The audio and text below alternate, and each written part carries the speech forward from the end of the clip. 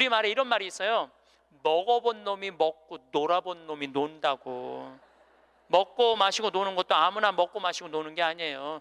먹고 마시고 놀 줄 모르면은 얘는 나중에도 행복할 수가 없어요. 나는 직원들한테도 나중에 잘 안 해줘요. 언제 잘해줘? 지금 잘해줘. 지금 잘해주려면 지금 잘해줘. 예.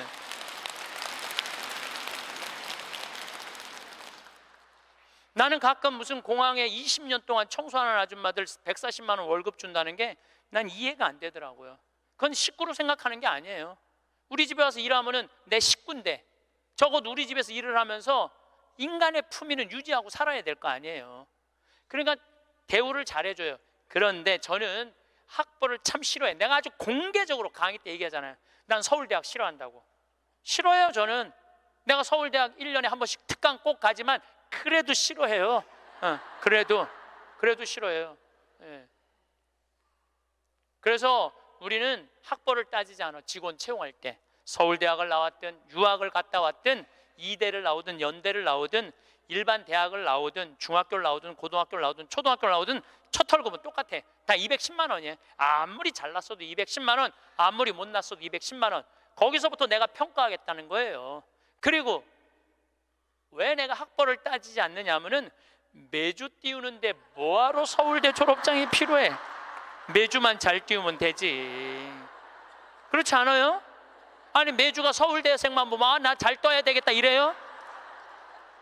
이 세상에서 나 자신을 끌어안아 줄 수 있는 유일한 사람은 누구죠? 나예요. 여러분들 인생 살면서 몸 아프고 힘들었잖아요. 애 낳을 때도 얼마나 힘들었어요. 애 낳을 때 남편이 알아요? 자식이 알아요? 누구만 알아? 나만 알아. 몸이 너무 아플 때 내 아픈 거하고 똑같이 남편이 내 마음에 맞춰서 돌봐주기 쉽지 않아요. 그러니까 누가 나한테 잘해줘야 돼? 내가 나한테 잘해줘야 돼. 내가 빛이 나야지 남도 나를 좋아하는 거예요. 그리고 왜 내가 학벌을 따지지 않느냐 하면은 매주 띄우는데 뭐하러 서울대 졸업장이 필요해? 매주만 잘 띄우면 되지. 그렇지 않아요? 아니 매주가 서울대생만 보면 나 잘 떠야 되겠다 이래요?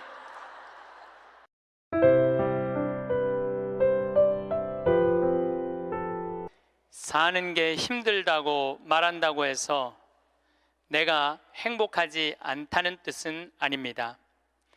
내가 지금 행복하다고 말한다고 해서 나에게 고통이 없다는 뜻은 정말 아닙니다. 마음의 문 활짝 열면 행복은 1000개의 얼굴로, 아니 무한대로 오는 것을 날마다 새롭게 경험합니다. 어디에 숨어 있다 고운 날개 달고 살짝 나타날지 모르는 나의 행복, 행복과 숨바꼭질하는 설렘의 기쁨으로 사는 것이 오늘도 행복합니다. 영광이 성부와 성자와 성령께, 성부와 성자와 성령의 이름으로. 이건 내 기도가 아니고 이혜인 수녀님의 기도예요. 네, 수녀님이 너무너무 아름다운 글을 써갖고 참 수녀님 항상 행복 얘기 많이 하시죠. 수녀님도 투병하시면서도 이렇게 멀리서 제가 이렇게 뵈면은 정말 하느님의 행복을 나눠주는 분 같아요. 자, 그렇다면 우리 인간은 잘 죽으려면 잘 살아야 돼요. 잘 사는 사람이 죽을 때 행복하게 죽을 수 있습니다. 이 세상에서 보통 안 먹고 안 마시고 안 놀고 고생한 사람이 70살에 당신 암이라고 그러면은 이분들이 공통적으로 하는 얘기가 있어요. 나는 억울해서 못 죽는다고. 공통적으로 하는 얘기가 그 얘기예요. 평생 고생만 하고 살았는데 나는 억울해서 못 죽는다고. 나는 호강해야 된다고. 이때부터 산삼을 캐와라, 좋은 의사를 대라, 다 소용없는 짓이에요. 그러니까 암 걸리기 전에, 당신 죽는다는 얘기하기 전에 이 삶을 만끽하고 삶의 기쁨 속에서 사실 필요가 있다는 겁니다. 그럼 우리나라 1살서부터 30살 행복하냐? 30살서부터 60살 행복하냐? 60살서부터 120살 행복하냐 이거예요. 제 얘기는 제가 왜 120살이라고 말씀드리느냐 하면 20년 전에 제가 강의할 때 앞으로 100세 시대 올 겁니다 라고 말씀드렸을 때 많은 할머니들이 이렇게 말했어요. 신부님, 끔찍한 소리 하지 마세요. 무슨 100살을 살아요? 그런데 요즘 텔레비전에 100세 안보장, 100세 연금보장 나와요, 안 나와요? 나오죠? 이런 거 나올 줄 꿈에도 몰랐을 거예요. 그럼 앞으로 20년 후에 텔레비전에서 100세 안보장, 100세 연금보장 나올까요? 20년 후에는 120세 안보장, 120세 연금보장 나오게 돼 있어요. 그렇다면 지금 60대신 분들은 앞으로 몇 년을 더 살아야 되느냐면은 60년을 더 살아야 돼요. 60년을. 아까 첫 시간에 제가 이런 말씀 드렸어요. 남편하고 자식들을 위해서 전부 바치지 말라고. 얼마만 바치라고? 반만 바치라고. 반은 누구를 위해서 남겨놔야 돼? 나를 위해서 남겨놔야 돼요. 내가 행복해야지 남편도 행복하고 자식도 행복한 거예요. 내가 불행한데 어떻게 남편하고 자식이 행복할 수 있습니까? 우리 부모님이 80 넘어 돌아가셨다. 한번 손 들어보세요. 80 넘어 돌아가셨다. 우리 부모, 이렇게 많아요. 부모님이 90 넘어 돌아가셨다. 손 들어보세요. 손 내리시고, 우리 부모님이 아직 90이 넘었는데 아직도 살아계시다. 손 들어보세요. 자, 혹시 우리 부모님 아니라 이모, 고모라도 100살이 넘은 사람이 있다. 한번 손 들어보세요. 거긴 몇 살이에요? 104살. 그 뒤에 분은 101살? 네. 보통 제가 이렇게 강의할 때 2분 정도 100살 넘은 부모님 있다고 얘기를 해요. 2분 정도. 무슨 얘기냐면은 지금 한국에 100살 넘은 사람이 몇 명이냐면 2만 명이야. 2만 명. 100살 넘은 사람이, 아니 옆에 아무나 100살 넘은 사람이 있으니까 2만 명이 넘어요. 그럼 앞으로 20년 후에는 내가 보기엔 20만 명 훨씬 넘어요. 여기 그 대상자들 전부 앉아 있는 거예요. 대상자들 전부 앉아 있는 거예요. 그러면은 1살서부터 30살 행복하냐? 1살서부터 30살은 뭐 해야 되는 나이냐면은 엄마 아빠, 중요한 건 친구들하고 먹고 마시고 놀아야 되는 나이예요. 여러분들, 사람이 되려면 책상 안에서 공부를 해야지 사람이 되는 게 아니에요. 사람이 되려면은 친구들하고 어우러져서 뛰어놀아야지 사람이 돼요. 엄마 아빠랑 그 정을 느끼면서 뜨거운 어머니의 사랑, 아버지의 사랑을 느끼고 살아야지 사람이 되는 거예요. 책상 안에서 공부만 한다고 사람이 되는 게 아니에요. 근데 초등학교 1학년 애가 엄마 아빠 친구들이랑 좀 먹고 마시고 놀라 그랬더니 엄마 아빠가 이렇게 말합니다. 이놈의 새끼야, 네가 지금 먹고 마시고 놀 시간이 어디 있어? 공부해야지. 초등학교 1학년 애가. 제가 한동안 영어학원을 다녔어요. 잠비아 이제 가느냐고. 영어학원 이제 지하에다 주차를 해놓고 1층에 애들이 타요. 애들이 타면 초등학교 애들이 타는 거죠. 영어학원 온다고 타는데 요만한 애가 가방을 2개를 메요. 앞에 하나, 뒤에 하나. 내가 물어봐요. 너 몇 학년이냐? 초등학교 1학년요. 그래요. 이거 가방을 왜 2개냐? 이거 학교 가방, 이거 학원 가방. 딱 그래 애들이. 또 요즘 애들 중에 내가 너무 놀란 애들이 있어. 들어올 때 보면은 가방 안 메고 와요. 여행용 캐리어를 끌고 들어와. 여행용 캐리어를. 네, 캐리어를 끌고 다니는 애도 있어요. 보면은. 이게 초등학교 애가 학원을 13개까지 다니는 애를 봤어요. 얘는 엄마 아빠 친구들이랑 먹고 마시고 놀 시간이 없는 애예요. 중학교 올라가면은요, 중학교 올라가면은 자율학습 해야지, 보충학습 해야지, 학원 다녀야지. 엄마 아빠랑 먹고 마시고 놀 시간이 어디 있어? 얘는, 인간은요 언제 행복하냐면은 먹고 마시고 놀 때 행복한 거예요. 이거는 내가 요즘 인문학 교수들 얘기를 들어보면 결론은 그거야. 근데 너는 나중에 행복해. 넌 지금 나중에 행복하려면 지금 먹고 마시고 놀지 말어. 그래갖고 먹고 마시고 놀지 못하게 해요. 그럼 너 서울대학 가서 먹고 마시고 놀아. 그럼 우리나라 서울대학 가는 애들은, 공부하는 애들의 0.5%만 서울대학을 가요. 99%는 서울대학 못 가요. 99%는 가지도 못할 서울대학 때문에 20년 인생을 다 날려버리는 거예요. 얘네들은 먹고 마시고 놀지 못하는 거예요. 그래서 얘네들 안에 뭐가 없느냐면 기쁨이 없어요. 얘네들 안에 뭐가 없느냐면 행복이 없어요. 친구가 있어야지 사람은 행복한 거예요. 우리나라 요즘 대통령 참 처지가 아주 애처롭게 됐죠. 이유가 뭐예요? 친구가 없어서 그런 거예요. 대통령에서 쭉 자랐고 결국은 자라고 난 다음에도 가까이 할 수가 없었던 여건이에요. 친구가 없는 사람은 판단력이 떨어지게 돼 있어요. 친구가 없는 사람은 정보가 취약할 수밖에 없어요. 그 부모로부터 받은 후광 외에는 아무것도 없었던 거예요. 지금 와서 보니까. 여러분들 자식들도 정말로 답답하게 키우고 싶으면 계속 학원 보내면 돼요. 예. 그러면은 우리 대통령 같은 모습으로 나중에 변할 거예요. 그러니까 제일 중요한 거는 먹고 마시고 노는 거예요. 그럼 얘가 30년 동안 30살 이후부터 너 행복해야 돼. 그 30살부터 얘가 삼성에 취직해갖고 행복할 수 있다고 생각하세요?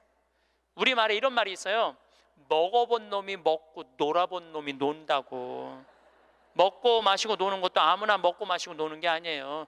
먹고 마시고 놀 줄 모르면은 얘는 나중에도 행복할 수가 없어요. 나는 직원들한테도 나중에 잘 안 해줘요. 언제 잘해줘? 지금 잘해줘. 지금 잘해주려면 지금 잘해줘. 예.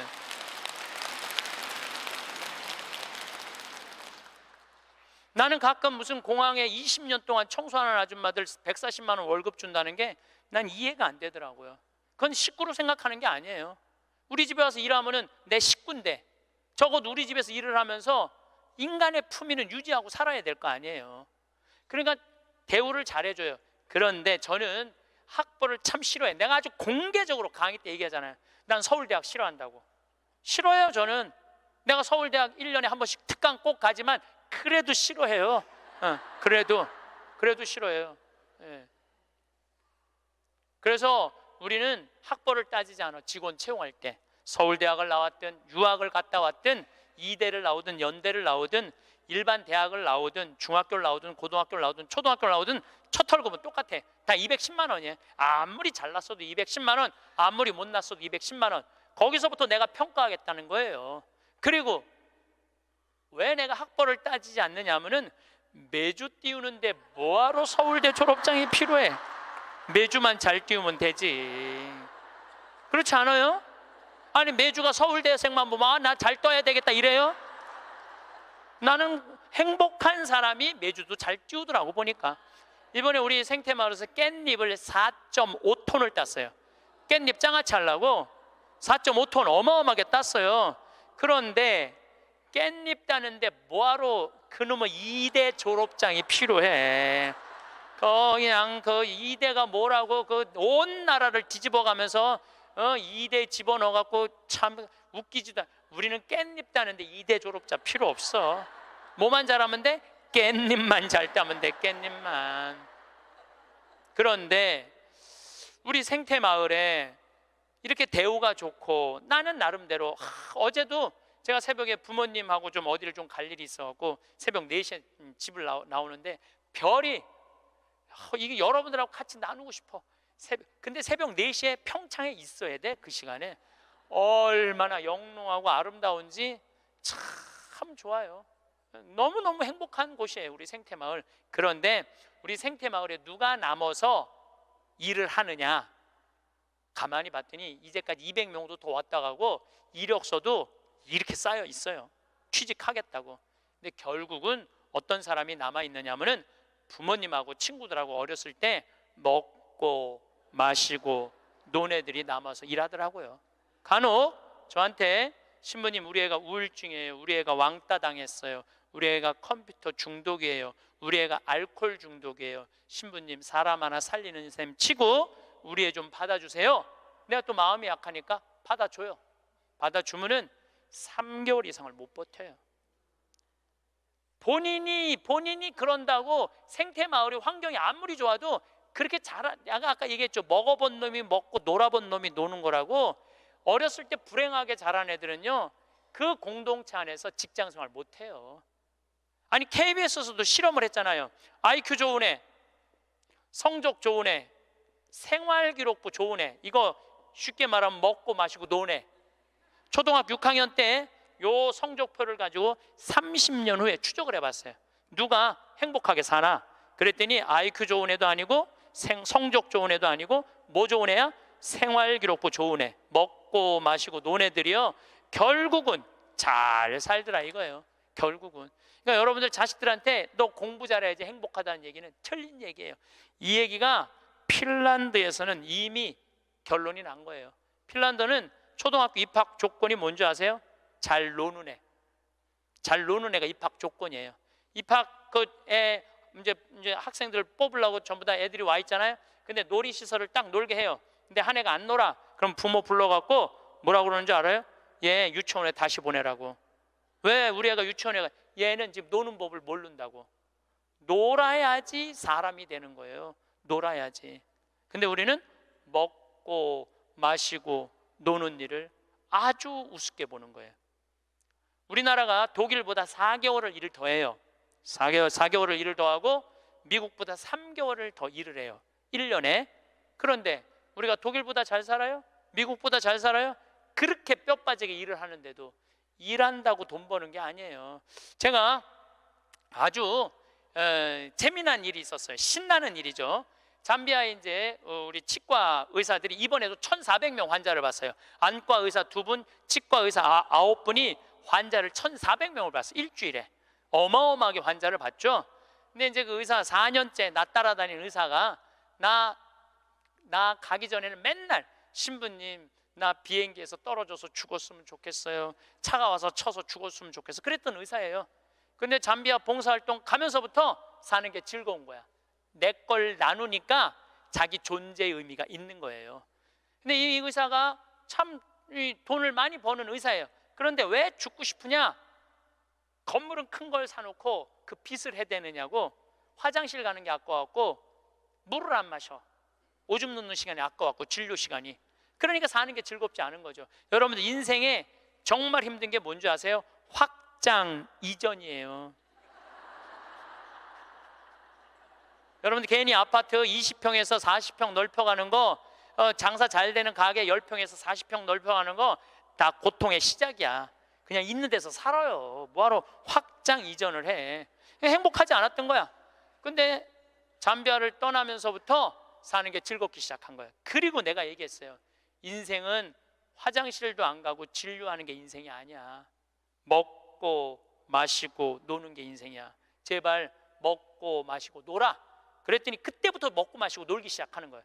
일주일에 이틀 과감하게 놀고 1년에 성지순례 10일 나 따라가고 뭐 성지순례 뭐 다른 데 또 가고 뭐 호주 의사들 같이 여행 다니고 1년에 40일을 놀아요. 40일을 무지하게 노는 거예요. 그러니까 그 조카가 이제 군대 갔다 와서 아르바이트 하면서 그렇게 노니까 이모한테 그렇게 물어보더래요. 이모, 이 치과 월급은 나오는 거야? 이렇게 물어보더래요. 그런데 내가 물어봤어요. 그렇게 먹고 마시고 놀면서 진료할 때랑 화장실도 안 가고 진료할 때랑 어느 때 돈을 더 많이 버느냐? 그랬더니 요즘이 훨씬 많이 번대요. 그리고 세무서에서 연락 왔대요. 돈이 너무 많이 벌려갖고 세무조사 나올 테니까 직원들하고 또 어디 놀러 가라고. 그래서 이제 다음 달에 어디 정동진인가 직원들 데리고 놀러 간대요. 여러분들 집에서 청승 떨고 아무것도 안 마시고 지립대 일만 한다고 돈이 벌려지는 게 아니에요. 먹고 마시고 놀 때 돈도 많이 벌리는 거예요. 우리 생태마을 요즘 다 망한다고 그러잖아요. 우리 생태마을은 작년에 매출액이 45억이었는데 올해 50억이야. 50억. 얼마나 뭐 청국장 가루 깻잎 많이 팔리는지 몰라요. 하루에 2천만 원씩 팔려. 하루에 2천만 원씩. 요즘 내가 사장인데 내가 사장이 뭐 할 것 같아? 맨날 먹고 마시고 노는 거야. 맨날 먹고 마시고 노는 거야. 직원들 줄 거 다 주고 아끼지 않아요. 줄 거 다 주고. 그리고 이제 하도 이제 우리 신자가 아니라 비신자들이 물건을 많이 사니까 이제 사업자 등록을 해서 세금도 내요. 제가 세금을 내는데 1년에 2억 정도 세금이 나가요. 많이 나가요, 세금이. 그럼 우리 국장이 신부님 세금이 너무 많이 나가는데 현금은 신고하지 않아도 된다는 거예요. 그런 게 어디 있어? 현금도 다 신고해. 현금도 다시 한 푼도 빼지 말고 다시. 야, 내가 신부로 사는데 왜 머리 복잡하게 살아? 그냥 있는 대로 보고하고 다 살아. 내가 세금 2억 내면은 국가가 그거 갖고 어려운 사람 도와주고 나라 돌아가는 거지.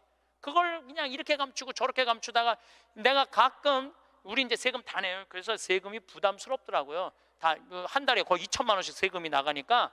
그런데 텔레비전을 보면은 그 세금 떼어먹는다고 탈세한다고 대기업 총수들이 막 마스크 쓰고 막 휠체어 막 타고 막 침대에 누워서 막 들어왔다 나갔다 하는 거 보면서 내가 텔레비 보면서 한마디 해요. 내가 뭐라고 그러냐면 내고 살지. 아유, 내가 이렇게 말해요.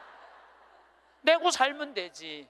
뭘 그렇게 돈이 많은데 그걸 그냥 돈을 아낀다고 나라 돈 빼먹어가면서 어려운 사람 나눠주는 거 빼먹어가면서 세금 내는 것도 내가 보기엔 자선이에요.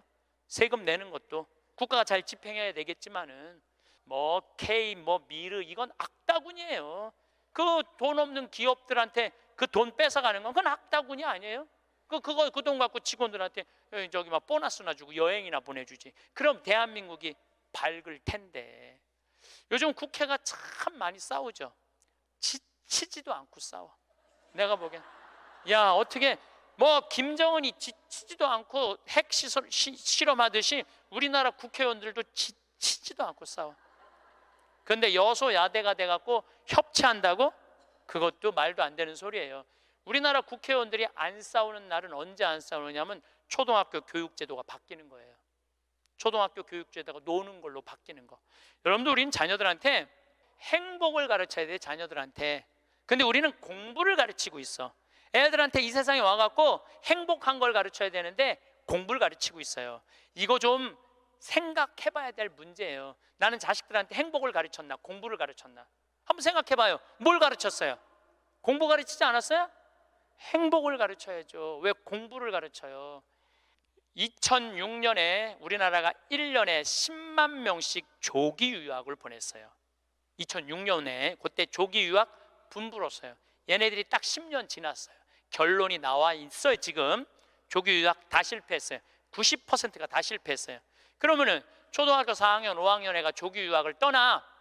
그러면 미국에 가면은요 여권 심사대에서 막 영어로 막 물어봐요. 너 여기 왜 왔냐? 며칠 머무를 거냐? 뭐 때문에 왔느냐? 막 물어봐요. 그것도 한국말로 물어봐요? 영어로 물어봐요. 그럼 초등학교 4학년 애가 당황스러울 것 같아? 안 당황스러울 것 같아요? 당황스럽죠. 그리고 미국에 딱 가갖고 수업을 하면은요 아무리 한국에서 영어 공부 열심히 잘해도 못 알아들어요. 얼마 동안? 1년 동안 못 알아들어. 걔가 무슨 죄를 졌다고 1년 동안 말도 못 알아듣는 데서 고생을 해야 돼? 그리고 여러분들 인종차별 여러분들은 잘 모르지만은 저는 정말로 외국을 많이 다니면서 확실하게 인종차별 느껴요. 신부인 난데도 아주 농담하는 애들 많아요. 너 뭐하러 혼자 사느냐? 막 하느님이 네 뭐 애인이냐? 막 이래가면서 웃기지도 않게 인종차별해요. 걔네들이. 그럼 초등학교 4학년 애가 그 인종차별을 다 겪는 거야. 그러면 한국에서 걔한테 유학 한번 보내려고 그러면 9.11 테러 이후부터 미국은 외국인을 공립학교에 받아들이지 않아요. 다 어디에 들어가야 되냐면 사립학교에 가야 돼. 사립학교는 중학교, 고등학교 1년에 4천만 원, 5천만 원이에요. 등록금이. 1년에요. 1년에 4천만 원, 5천만 원이에요. 3년에 5천만 원이 아니고 기숙사비 3천만 원이에요. 방학이 4번인데 거기 못 있어요. 부모 없으면은 한국에 들어왔다 나갔다 해야 돼. 그러면 얘는 혼자 간 애는 계속 들어왔다 나갔다 해야 돼요. 그럼 비행기 값 1,000만 원이야. 그럼 1억이 나가야 돼요. 유학 보내면은. 그럼 우리나라 대기업 연봉 1억이거든요. 1억이면은요 아버지는 아무것도 안 쓰고 얘한테 다 보내야 돼. 아버지는 아무것도 안, 아버지도 먹고 마시고 놀아야 되는 사람인데 그걸 못 하는 거예요. 그러니까 자식하고 마누라 보내면은요 더 아무것도 못 해. 그러니까 친구들도 하루 이틀 같이 놀아주는 거지. 저녁 같이 술도 못 먹자고 그래요. 내가 기러기 아빠들이랑 술 많이 먹었어 옛날에. 먹어보면 그 얘기를 하면 정말로 가슴이 아파요. 그러면은 하루 이틀 그러다가 이제 혼자 술집에 가는 거야. 혼집에 술집에 뭐 장미 뭐 이런 데 가면은 그 아가씨가 아유 사장님 외로워 보여 이렇게 말하면은 내 마음을 알아주는 여자는 이 여자밖에 없구나. 그래서 뭐해? 사랑에 빠지는 거예요. 그걸 남들은 바람 핀다고 그러지. 예. 그래서 바람 피는 거예요. 혼자 외로우니까. 인간은 어쩔 수가 없거든요. 그 시간에 집에 들어가고 아이하고 아내하고 해주는 거 맛있게 먹고 마시고 놀았으면 그 사람 바람 안 폈을 거예요. 대기업의 부장 정도 올라갈 사람이면 열심히 산 사람이니까. 그렇죠?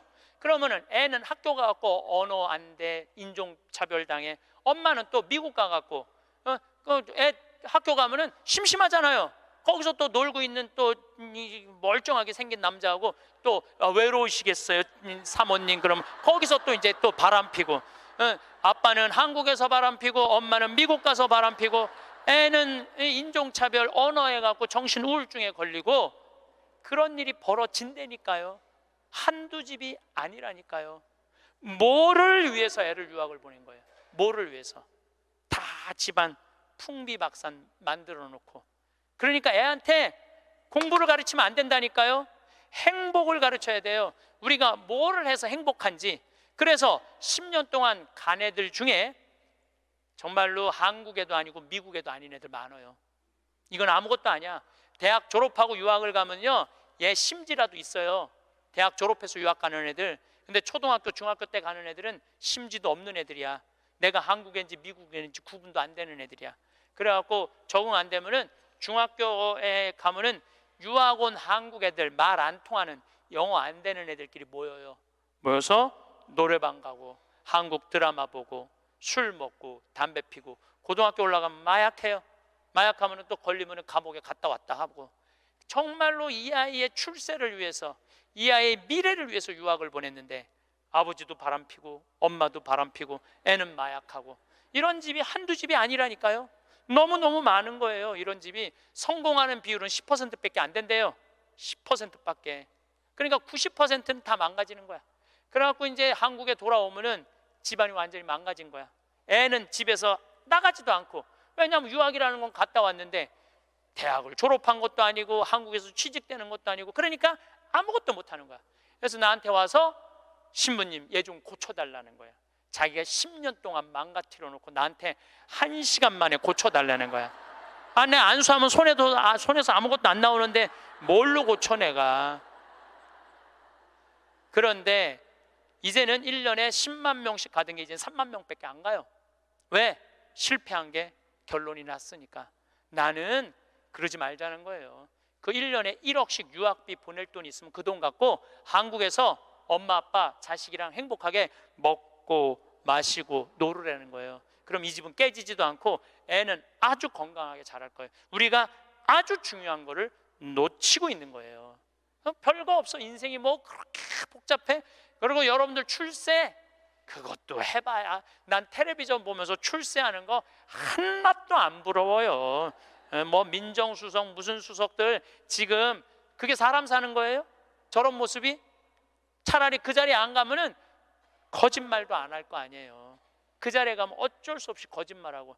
어떻게 보면 여러분들이 훨씬 행복한 분들이에요. 여러분들은 거짓말 일이 뭐가 있어? 누가 돈을 갖다 줘야지 안 받았다고 그러지. 누가 돈을 갖다 줘야지 안 받았다고 그러지. 참. 자, 그렇다면은 30살에서부터 60살은 행복하냐? 대한민국에. 자, 이 30살에서부터 60살은 저는 인생의 황금기라고 생각해요. 여러분들, 여행은 가슴이 떨릴 때 가야지 다리가 떨릴 때 가면 안 된다니까요. 근데 이때 가야 될 때야. 가야 될 때야. 그런데 자식 공부시킨다고, 자식 출세시킨다고 나는 안 먹고 안 마시고 안 놀아. 30년 동안 그랬어. 그럼 이 사람은 30년 동안 껍데기 인생을 산 거예요. 자기 인생 산 거 아니에요. 자식만을 위해서 살았다고. 나는 자식 하나 잘 되면은 엄마의 기쁨이라고 그러는데, 그것도 옛날에 45, 46까지 살 때 얘기예요. 이제 여러분들 120살 살면은요 자식이 90이 돼버려요. 그 자식 출세하는 거 여러분들 행복하고는 아무 상관이 없어요.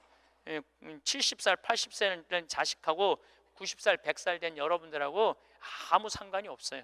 어떤 아버지가 딸을 공부를 잘 가르쳐놨어. 서울대학을 졸업하고 삼성에 취직을 했어. 근데 이 딸이 잘난 척하고 남자 알기를 우습게 알고 시집을 한 거, 혼자 사는 거야.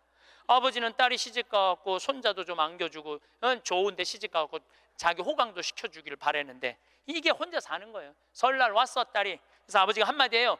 너 뭐가 부족해서 시집 안 가고 혼자 살고 있느냐고. 제발 시집 좀 가라고. 네가 학벌이 부족하냐, 미모가 부족하냐, 뭐가 부족한데 시집을 안 가냐고. 그랬더니 딸이 아버지를 보고 한다는 소리가, 아버지 답답한 소리 하지 말라고. 요즘 시집 가는 게 얼마나 힘든 줄 알아요? 뭐가 힘들어? 넌 부족한 거 없어. 다 갈 수 있어. 그랬더니 아버지 한심한 소리 하지 말라고. 아버지 대통령도 못 간 시집을 내가 어떻게 가? 생각해보니까 대통령도 시집도 못 가고, 시집만 못 가. 요즘 아주 그냥 처지가 아주 곤궁하게 됐잖아요. 뭐 그래 또 아버지가 질 수가 있어? 그래서 한마디 더 해요. 그래? 그렇다면은 네가 그렇게 시집 안 가고 혼자 살 거면 너도 대통령이라도 좀 해보라고. 아버지도 좀 최순실처럼 호강 좀 해보게. 그랬더니 딸이 아버지 보고 한심한 눈으로 쳐봐도 한마디 더 해요. 아버지 답답한 소리 하지 말라고. 뭐가 답답한 소리야? 아버지가 대통령을 했어야지 나도 해볼 거 아니냐고.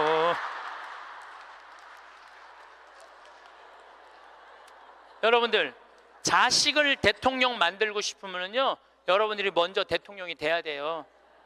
자식을 출세시키고 싶으면 여러분들이 먼저 출세해야 돼요. 자식을 철들게 키우고 싶으면 누가 먼저 철이 들어야 돼? 여러분들이 먼저 철이 들어야 돼. 그런데 여러분들이 30살부터 60살까지 자식 출세만 바란다고 빈 껍데기로 30년을 살았어. 근데 여러분들이 철이 들 것 같아요? 지금 대한민국에 30살부터 60살 철든 사람이 얼마나 있을 것 같아요? 그래서 유학 보내고 자기는 한국에서 바람피고 아내는 미국 가서 바람피고 애는 정신병이 들어요? 철이 안 들은 거예요. 삶의 의미가 뭔지 모르고 살고 있는 거예요. 진정한 삶의 기쁨이, 진정한 삶의 행복이 뭔지 모르고 사는 거예요. 정말로 자식을 행복하게 키우고 싶어? 여러분들이 행복해야 돼요. 여기 이 셰익스피어가 아주 재미난 글을 썼어요. 중년에게 주는 9가지 교훈이라는 글을 썼어요. 한번 이 사람 한 몇 년, 한 400년 전 사람이 쓴 것 같은데 보세요. 첫째, 학생으로 계속 남아 있어라. 배움을 포기하는 순간 우리는 폭삭 늙기 시작한다. 그러니까 여러분들 학생이기를 포기하면 안 된다는 거예요. 끊임없이 배워야 돼. 애만 배우는 게 아니야. 여러분들 배우셔야 돼요. 공부도 하고. 저는 제가 30살에 환경공학을 공부했어요. 얼마나 좋은 공부였는지 몰라요. 내가 다닌 학교는 나는 아주대학 산업대학원을 다녔어요. 그런데 요즘 대학원 조금 돈이 좀 들어가서 그렇지 많아요. 가면은 뭐 내가 빵점도 받고 그랬지만은 그래도 석사학위도 받았어요. 공학 석사학위도. 아주 재밌어요. 그리고 40이 돼갖고 글 쓰는 거 배웠어요. 글 쓰는 거 배워갖고 이 책도 지금 5권인가 책 냈잖아요. 얼마나 좋은지 몰라요. 요즘은 내가 유튜브를 통해서 정말 많이 배우고 있어요. 배우니까 참 재밌어요, 사는 게. 그러니까 여러분들도 배우는 걸 포기하시면 안 돼요. 둘째, 과거를 자랑하지 마라. 옛날 이야기밖에 가진 것이 없을 때 당신은 처량해진다. 삶을 사는 지혜는 지금 가지고 있는 것을 즐기는 것이다. 이거 셰익스피어도 똑같이 말했어. 지금 가지고 있는 것을 즐기는 거야. 지금. 그러니까 뭐 나중도 생각하지 말어. 옛날도 생각하지 말어. 지금 오늘을 즐기면 되는 거예요. 있는 돈 갖고 나중에 쓰려고 그냥 쥐고 있지 말고 쓰세요. 내가 쓰라는 건 사치하라는 게 아니에요. 돈도 규모 있고 멋있게 쓸 수 있거든요. 쓰는 법도 나는 배워야 된다고 생각을 해. 세 번째, 젊은 사람과 경쟁하지 마라. 대신 그들의 성장을 인정하고 그들에게 용기를 주고 그들과 함께 즐겨라. 이것도 참 좋은 얘기 같아요. 그래서 나는 우리 여주에 우리 젊은 신부님들 계속 많이 초청하고 있어요. 함께 같이 하자고. 근데 참 젊은 신부들이 같이 있으면 참 좋아요. 저는 우리 생태마을의 부관장 모임을 한 달에 한 번 꼭 해요. 출신 부관장 신부님들, 그 신부들이 싫어할 수도 있지만은 한 달에 한 번 젊은 신부들을 모이면은 내가 모르는 것 너무너무 많이 알려줘요. 그들과 함께 즐길 수 있는 것만 해도 좋은 거죠. 넷째, 부탁받지 않는 충고는 굳이 하려고 마라. 늙은이의 기우와 잔소리로 오해받는다. 이것저것 챙겨나지 말라는 거예요. 우리 어머니가 그런 거 참 잘하는데 챙겨나지 말라는 거예요. 다섯째, 삶을 철학으로 대체하지 말아라. 삶을 살으라는 얘기예요. 로미오가 한 말을 기억하라. 철학이 줄리엣을 만들 수 없다면 그런 철학은 지워버려라. 삶을, 현실을 살으라는 얘기예요. 괜히 개똥 철학하지 말고. 여섯째, 아름다움을 발견하고 즐겨라. 약간의 심미적 추구를 게을리하지 말아라. 그러니까 제가 이번 주 이선이 대전 공연이에요. 서울의 공연을 보니까 없더라고. 우리 평창은 대전이나 서울이나 거리가 똑같아. 그래서 이제 대전으로 가는데 점점 나이를 먹으면 먹을수록 공연도 많이 가요. 저는 여기 이 삼성 여기 뭐 스퀘어인가 여기 공연 많이 와요. 예술의 전당도 많이 와요. 많이 와야 1년에 많이 온다고 그래요. 1년에 두세 번이야. 그 두세 번이라도 공연을 즐길 수 있으면 삶이 굉장히 풍요로워지더라고요. 또 일곱째, 늙어가는 것을 불평하지 마라. 가엾어 보인다. 몇 번 들어주다 당신을 피하기 시작할 것이다. 나 늙은 거 자랑하지 말라는 거예요. 그것도 맞는 얘기 같아요. 늙은 거 누가 뭐 알아주기는 해요. 아무도 안 알아주죠. 나이 먹은 거 자랑 아니야, 내가 보기에는. 그리고 나이를 먹으려면 곱게 먹어야 돼. 나이 값을 하고면서 늙어가야지. 나이 값도 못하고 나이만 디립다 먹으면 그게 뭐가 자랑이에요. 여덟 번째, 젊은 사람에게 세상을 다 넘겨주지 말아라. 이건 뭐냐면 재산 주지 말라는 거예요. 그들에게 다 주는 순간 천덕꾸러기가 될 것이다. 여러분들 아까 제가 말씀드렸죠. 자식하고 남편한테 다 주지 말고 얼마만 주라고? 반만 주세요. 항상 오늘부터 마음도 반만 주세요. 다 주지 말고. 두 딸에게 배신당한 리어 왕처럼 춥고 배고픈 노년을 보내며 두 딸에게 죽게 될 것이다. 이 리어 왕이라는 이 셰익스피어 이 작품을 읽어보면 굉장히 재밌어요. 딸들한테 자기 왕권을 다 넘겨줘요. 왕권 넘겨준 딸 때문에 이 사람 죽어요. 왕이 결국은. 그러니까 여러분들도 자식들한테 다 넘겨주지 마세요. 여러분들의 인생을 사세요. 아직 여러분들 한참 남아있거든요. 아홉 번째, 죽음에 대해 자주 말하지 마라. 죽음보다 확실한 것은 없다. 인류 역사상 어떤 예외도 없었다. 확실히 오는 것을 일부러 맞으러 갈 필요는 없다. 삶을 탐닉해라. 그때까지 삶을 먹고 마시고 즐겨라, 이 얘기예요. 먹고 마시고 즐겨라. 우리는 살기 위해 여기에 왔노라. 즐겁게 살라고 여기에 온 거란 얘기예요. 그러니까 이 30부터 60까지 여러분들은 나는 자식을 위해서 아무것도 안 한다, 이런 생각하지 말라는 거예요. 내 삶을 살아가라는 거예요. 그러면 60살서부터 120살은 행복하냐? 60살서부터 120살 나는 자식한테 바라는 거 하나도 없어. 나는 보상 심리가 없어. 이거 다 거짓말이에요. 자식한테 왜 바라는 게 없어요? 얼마나 많이 바라는데요. 자식이 용돈 안 갖다 주고 전화 안 하고 찾아오지 않으면 섭섭하다고 얘기합니다. 여기 있는 분들 다 그렇게 얘기해요. 얘기 안 하는 분들 거의 없다고 보면 돼요. 그런데 여러분들 60살서부터 120살까지 어떻게 자식이 60년 동안 효도를 할 수가 있어요? 그게 가능하다고 그런 생각 드세요? 나는 60년 동안 효도 받아 먹을 거야. 60살서부터 120살까지. 이거는 있을 수 없는 얘기예요. 그리고 늙어서 자식이 효도하면 행복하고 자식이 효도하지 않으면 불행하고. 왜? 늙어서 행복을 자식한테 떠넘겨. 그냥 내가 행복하면 안 돼요? 왜 자식한테 그걸 힘든 걸 넘겨요? 그리고 여러분들 자식들 중에 여러분들 집에 태어나고 싶어서 태어난 놈은 한 놈도 없어요. 여러분들이 좋아서 난 거지. 그러니까 뭘로 끝내야 되냐면 키운 걸로 끝내야 돼. 그런데 보상 심리가 있어요. 내 자식이 의사야. 그러면 내 주머니에 돈이 1,000만 원 있어도 이 할머니 절대 너 돈으로 가서 안 사 먹어. 뭐라고 그러냐면 왜 내가 내 돈 주고 사 먹어?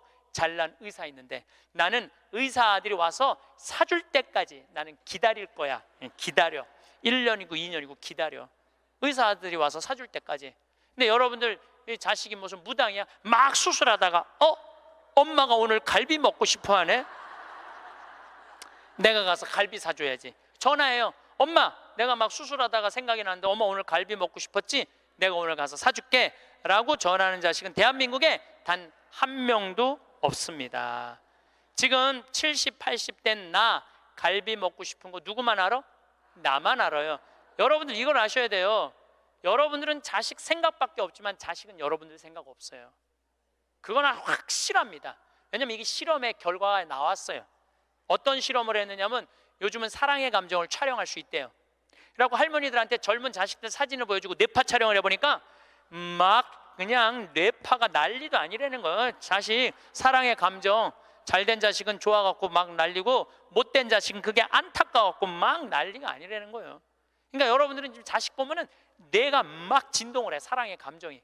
그런데 자식한테 늙은 엄마 사진을 보여주고 뇌파 촬영을 해보니까 아무 반응이 안 일어나는데, 내가 이거 KBS에서 봐서, KBS에서 의사들이 실험하는 거를. 그러니까 여러분들은 자식 생각하는 거하고 자식이 여러분들 생각하는 거하고는 이건 차원이 달라요. 차원이 정말 생각 없어요. 저도 어머니 아버지 86, 84살이에요 그런데 내가 막 신부됐을 때 어머니 60이었을 때 어머니가 그랬어. 늙으면 죽어야 된다고. 그때 이제 효도할 때가 됐는데 죽으면 안 되지. 그래갖고 어머니 아버지 모시고 파리, 로마, 이스라엘, 베이징, 뭐 우리나라 금강산, 백두산, 우리나라 좋다는 데 온천 다 모시고 다녔어요. 왜 모시고 다녔느냐 하면 죽는다니까. 빨리 보여줘야 될 거 아니야, 죽기 전에 5년 동안. 근데 요즘은 어머니가 늙으면 죽어야 돼 그 소리 하면 막 화가 나요. 왜 화가 나냐면 그 얘기한 지 24년이 지났어. 24년 죽을 기미가 안 보여요. 요즘 어떻게 잘 드셔서 그런지 완전히 얼굴이 새색시 같아. 새색시. 얼마나 이쁜지 몰라. 그러니 죽겠어요? 안 죽어요. 그럼 24년을 내가 효도를 할 것 같아요? 5년 하고 끝났어요. 나도 5년 하고. 요즘은 나 강의 막 다니다 보면 한 달 동안 한 번도 생각 안 할 때 있어요. 한 번도. 근데 어머니는 아침에 일어나고 제일 먼저 나 위해서 묵주기도 20단 한대요. 하루 종일 아들 생각하는 거지. 집에 가보면 온통 내 사진이야. 그냥 온통 내 사진. 그런데 놀라운 건 우리 사제관은 어머니 아버지 사진 하나도 없어요. 하나도. 그런데 나만 그렇겠어요? 여러분들 자식들 먹고 살기 바쁜데 생각 안 해요. 그러니까 이제 내 인생의 주인공은 누구라고 생각하면 돼? 나라고 생각하면 돼. 그러니까 내가 지금 갈비 먹고 싶은 거 누구만 알아? 나만 알아. 그럼 누가 사줘야 돼? 내가 사줘야 돼. 누구 돈으로? 내 돈으로. 무슨 돈으로? 집 잡혀서 사줘야 돼요. 집 잡혀서. 그런데 우리나라 노인이 지금 700만 명이에요. 65세 이상이. 그러면은 부부가 산다고 하면 350만 세대죠. 350만 세대 중에 집 잡혀서 주택연금으로 사는 세대는 3만 5천 세대예요 지금. 그럼 100명 중에 1명만 연금으로 사는 거예요. 자, 나 65세 넘었다. 한번 손 들어봐. 65세 넘었다. 왜 손 안 들어? 여기 지금 다 내 눈에 보이는데 이렇게 많어. 자, 손 내리세요. 자, 이 중에 나 정말로 집 잡혀서 연금으로 생활하고 있다면 손 들어보세요. 지금 한 분, 두 분, 그러니까 제 말이 세 분, 네 분, 제 말이 맞아요. 지금 여기 한 1000여 분 있는데 거의 100명 중에 1명만 집을. 그런데 이 집 잡혀서 사는 분과 집 안 잡혀서 자식한테 물려주겠다는 분하고 삶의 질은 또 달라요. 집 잡혀서 한 달에 150만 원에서 200만 원을 받아 사는 사람들은요, 근심 걱정 하나도 없대요. 마음이 그렇게 편안하대요. 그런데 자식들 용돈 받고 집 물려줄 생각으로 용돈 받고 사는 분들은 어떤 달은 자식이 10만 원도 갖다 주고 20만 원도 갖다 주고. 우리나라 평균 용돈이 10만 원이에요. 평균 부모님한테. 그럼 20만 원도 갖다 주고 30만 원도 갖다 줘. 근데 어떤 달은 100만 원도 갖다 줘. 100만 원도 갖다 주면 이 할머니가 그 돈을 못 써요. 왜 못 쓰는 줄 아세요? 다음 달에 얼마를 갖다 줄 줄 알고 이거 홀딱 닦았어. 그냥 계속 불안하게 사는 거야. 계속. 그럼 늘 불만 속에서 사는 거야. 내 인생의 주인공은 난데 남한테 계속 기대고 사는 거예요. 그러시지 마세요. 내 강의를 듣고 정말로 당신 스스로 갈비를 사 먹으러 간 할머니들이 나한테 편지 많이 해요. 또 찾아도 많이 와요. 신부님 말대로 내 돈으로 사 먹어보니까 인생이 바뀌더래요. 어떻게 바뀌느냐면 더 이상 자식 기다리지 않게 되더래요. 그리고 더 이상 원망하지 않게 되더래요. 더 이상 섭섭한 거 없더래요. 그냥 내 돈 갖고 내가 사 먹으면 되지. 대신 너는 나한테 재산 끝이야. 이렇게 딱 정리가 되고 나니까 너무 편안하더래요. 그리고 남은 인생은 내가 책임질 수 있겠다라는 자신감이 생기더래요. 그래서 너무 감사하다고, 너무너무 감사하다고. 아니 그 할머니 중에 내 강의에 딱 맞는 할머니 한 분 오셨어. 여기 여의도에 사는 분인데 개신교 다니는 분이야. 순복음교회 다닌대요. 빌딩이 3개가 있대. 우리 집에 왔는데 뭐 하여튼 에쿠스 뭐 900인가 뭐 리무진인가를 타고 왔는데 어마어마하게 좋은 차를 타고 왔어요. 예, 에쿠스가 아니라 제너시스. 기사를 대갖고 왔어. 근데 그러는 거예요. 신부님, 내가 40에 혼자 돼갖고 아들 셋을 키웠다는 거. 신부님 말대로 의사, 교수, 사장이라는 거예요. 근데 2년 전까지는 내가 너희들 그렇게 키웠는데 왜 나 한번 안 찾아오느냐, 맨날 원망했대요. 근데 어느 날 갑자기 내가 그러더래요. 늙어서 갈비 먹고 싶으면 지 돈으로 사 먹으라고. 왜 자식을 기다리느냐고. 근데 자기 돈으로 사 먹어 보니까 더 이상 안 기다려지더래요. 섭섭한 거 없더래요. 그리고 사는 게 너무너무 즐겁더래. 내 자식하고의 이런 관계를 끊고 내 삶을 살다가 보니까 걸리는 게 하나도 없대. 그러니까 여러분들도 그렇게 사셔야 돼요. 언제까지 자식하고 엉겨서 그걸 살 수 있다고 생각하세요? 그냥 내 인생의 주인공은 나야. 내가 알아서 살아야 돼. 그래서 여러분들, 여러분들의 인생을 꼭 사시기를 바랍니다. 성부와 성자와 성령의 이름으로 아멘. 행복합니다. 마지막 돌아갈 곳이 어딘지 분명히 알고 있는 사람. 돌아갈 곳이 어딘지 알아 그 길을 닦으며 사는 사람. 먼 여정에도 가지고 갈 것이라고는 남에게 베푼 것뿐인 사람. 가지고 갈 것이 하나도 없이 살아온 흔적조차 남기지 않는 사람. 살아서는 조롱과 부끄러움에 비틀거리지 않는 날이 하루도 없나. 이 세상에서 나 자신을 끌어안아 줄 수 있는 유일한 사람은 누구죠? 나예요. 여러분들 인생 살면서 몸 아프고 힘들었잖아요. 애 낳을 때도 얼마나 힘들었어요. 애 낳을 때 남편이 알아요? 자식이 알아요? 누구만 알아? 나만 알아. 몸이 너무 아플 때 내 아픈 거하고 똑같이 남편이 내 마음에 맞춰서 돌봐주기 쉽지 않아요.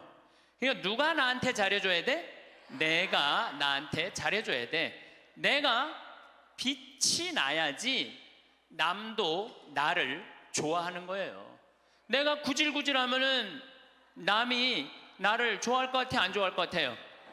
네, 그래서 저는 이렇게 강의 올 때, 오늘 같은 경우 뭐 1,500명도 넘는 또 명동 대성당에 강의할 때 꼭 올라오기 전에 거울을 봐요. 머리는 잘 정리됐는지. 그리고 제일 중요한 거는 바지에 자꾸는 올라갔는지. 네, 이거 제일 중요하게 여겨요. 만약에 내가 바지에 자꾸가 내려가잖아요?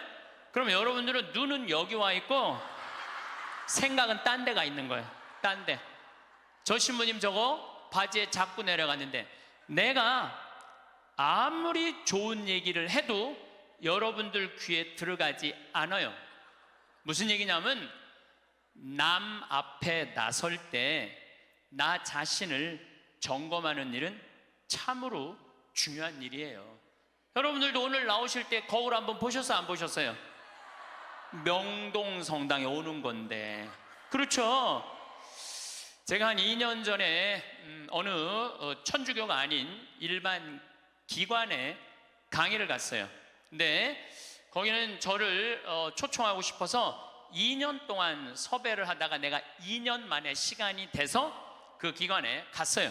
갔는데 딱 나를 맞이하는 분을 보면서 정말로 나를 정말로 애타게 기다렸구나, 한눈에 알아보겠더라고요. 왜 한눈에 딱 알아봤느냐 하면은 얼굴에 화장을 어마어마하게 했어. 얼굴에 이 마스카라를 얼마나 말아 올렸는지 눈이 막 뒤집어지려고 그래. 눈이 볼에 얼마나 예쁜 그 저기 막 색깔을 칠했는지. 근데 이분이 루즈도 굉장히 짙게 발랐어요. 루즈도. 그런데 루즈를 굉장히 두껍게 발랐는데 바빴는지 루즈가 입술에서 선에서 벗어나갖고 살짝 올라왔어. 2시간이었는데 1시 반에 거기 가서 커피를 30분 동안 마시는데 30분 동안 무슨 얘기를 했는지 하나도 기억이 안 나요. 뭐만 기억에 남냐면 이것만 기억에 남네. 이것만. 루즈 올라간 것만 기억에 나는 거예요. 2년이 지난 지금도 그분을 생각하면 아무 생각이 안 나. 뭐만 생각나냐면 이것만 생각이 나. 이것만. 그분이 굉장히 그날은 그 지역 기관장들 초청 강의 날이었어요. 그렇게 중요한 날에 나설 때 화장을 하고 난 다음에 거울을 한 번만 점검을 했다면 나한테 이 느낌을 주지 않았을 텐데. 근데 더 슬픈 건 뭐였느냐 하면 그 사무실에 직원이 8명이 있었어요. 8명이 있었는데 아침부터 그걸 봤을 거예요.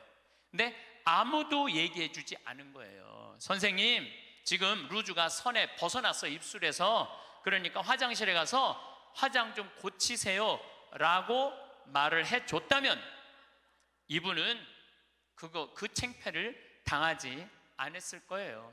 우리는 인생을 살아가면서 내가 내 자신을 점검하는 일도 중요하지만 내가 나를 점검할 수 없다면 누가 나를 점검해 줘야 되냐면 친구가 나를 점검해 줘야 돼요. 그래서 여러분들 인생에는요, 친구가 참으로 중요해요. 친구, 나를 점검해 줄 수 있는 친구. 내가 지금 제대로 살고 있나? 제대로 살고 있지 않는가? 옆에서 혼내주고 충고해 줄 친구가 필요하다는 거예요. 저는 신부로 살면서 뭐 좋은 신부들이 많죠. 내 멘토가 3명이 있어요.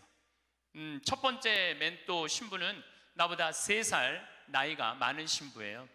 이분은 우리 수원 교구에 사회복지를 꽤 오래 하신 분이에요.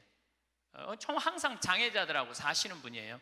근데 이분하고 얘기를 하면은 굉장히 영성적이에요. 정말로 신비가들, 영성가들 이야기를 이렇게 해줄 때 이 신부님을 만나서 하룻밤 자면서 얘기를 하면은 하루 피정하는 기분이에요. 근데 하루는 평창 우리 생태마을에 하룻밤 저하고 이야기를 나누려고 오셨어요. 근데 갑자기 내 옷장을 딱 열어보시더니 제가 강의를 많이 하니까 양복이 많잖아요. 또 내가 한 번은 이렇게 양복이 이렇게 긴 거 이렇게 입고 방송에 나갔더니 할머니들이 신부님 저 긴 양복 입는다고 양복을 맞춰서 보내준 양복도 많아. 평창까지. 그러니까 양복이 한 10몇 벌이 있었어요. 근데 그 신부님이 이런 이야기를 저한테 하시더라고요.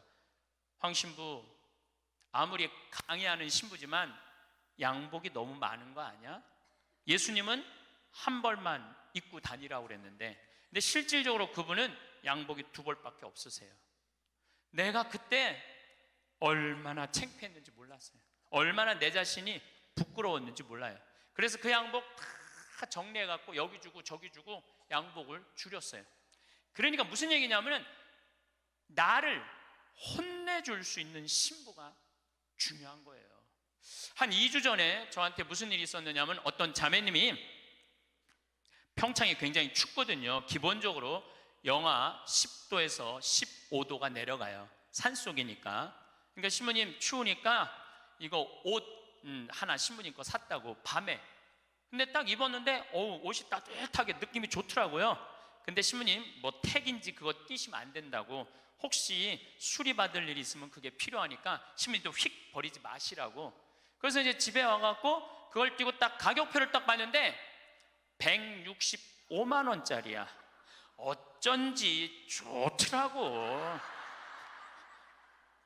그런데 그걸 보고 누구 생각이 났느냐면 우리 베드로 신부 생각이 났어요. 베드로 신부가, 장애자들하고 사는 신부가 내가 이 옷을 입고 다니면 뭐라고 그럴까? 분명히 너 제정신이냐 혼냈을 거예요. 또 내가 이렇게 우리 교우들 뭐 여러분들을 무시하는 게 아니라 여러분들 뭐 입어봐야 20-30만 원짜리 옷 입고 있잖아요. 근데 내가 160만 원짜리 잠바 입고 다니면서 행복을 얘기할 수 있는 자격이 있을까? 그래서 다음 날 그 옷을 그분한테 돌려줬어요. 내가 고민을 어마어마하게 했어요. 예. 근데 돌려주면서 이런 말을 했어요. 내 영혼을 죽이려면은 이런 옷을 자꾸 갖다 줘라. 근데 정말로 나를 사랑한다면 나는 10만 원, 20만 원짜리면 족하다. 왜 그렇게 비싼 옷을 나한테 선물을 하느냐. 근데 아마 나에게 그 베드로 신부가 없었으면 눈 감고 입고 다녔을지도 몰라요. 나를 혼내줄 수 있는 신부, 그게 멘토라는 거예요. 두 번째 신부는 굉장히 철학적인 신부예요. 이 신부님은 나보다 4살인가 나는 사실은 나이 많은 거 별로 안 따져요. 뭐 120년 동안 살면서 뭐 3살, 4살 그거 따져. 네가 형이냐 내가 동생이냐. 근데 4살 정도 많은 형인데 이 형은 굉장히 철학적인 신부님이에요. 굉장히 철학적인 신부예요.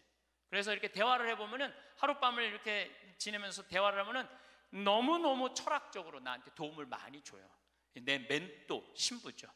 또 한 신부는 나보다 7살 많은 형인데 이 신부님은 아무 생각이 없는 신부예요.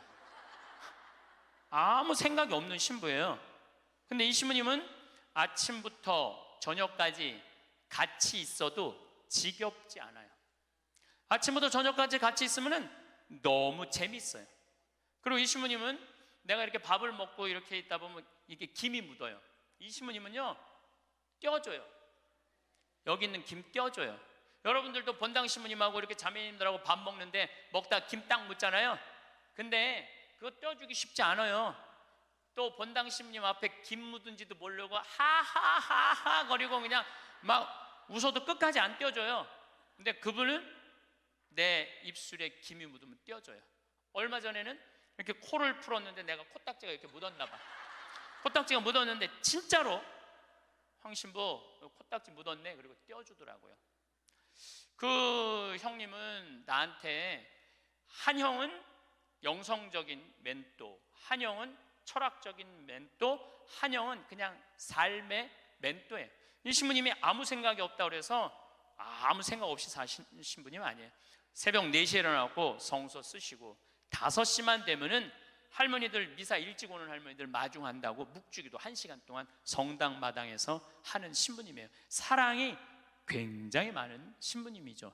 그 외에도 우리 동기 중에 선비 같은 신부님도 있고 또 요즘 세월호 그냥 매일 하는 우리 베드로 부건이 신부님도 있고 정말 내 주위에 좋은 신부들이 많아요. 여러분들은 인생을 사는데 멘토가 몇 명이나 있어요?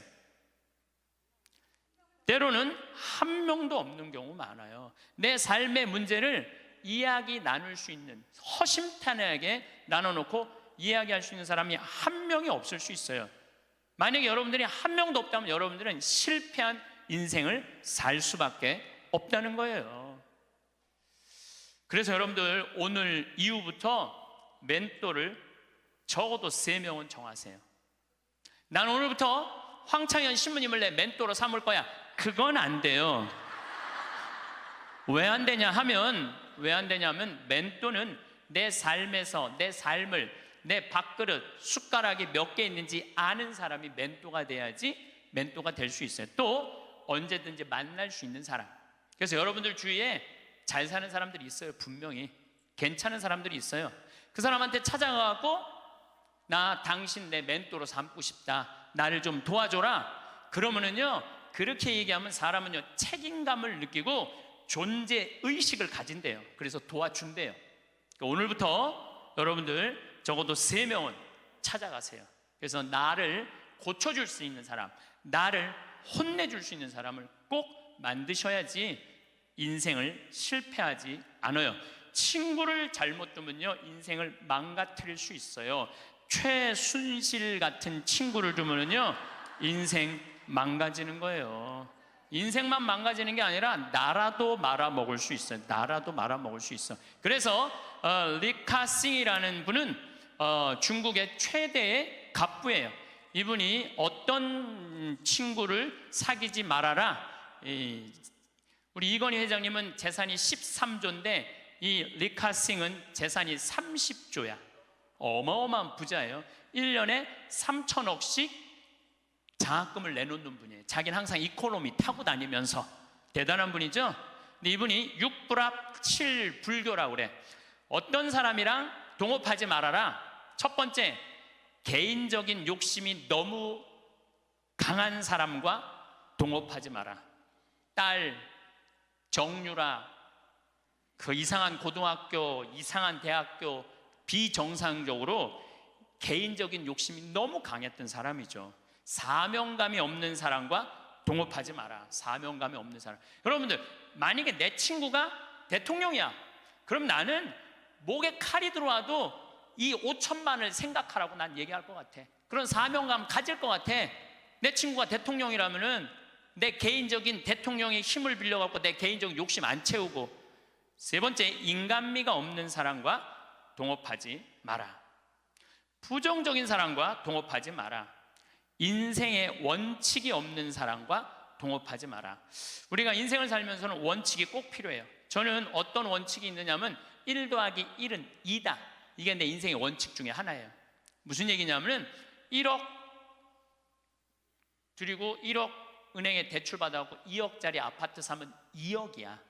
근데 우리는 무슨 생각해?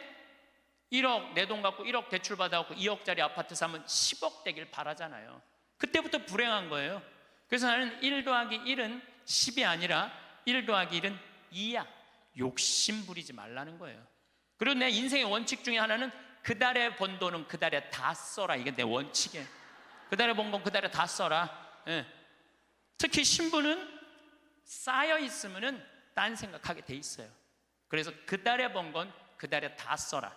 그리고 내 최고의 원칙은 뭐냐면 인생은 별거 없다. 먹고 마시고 놀자.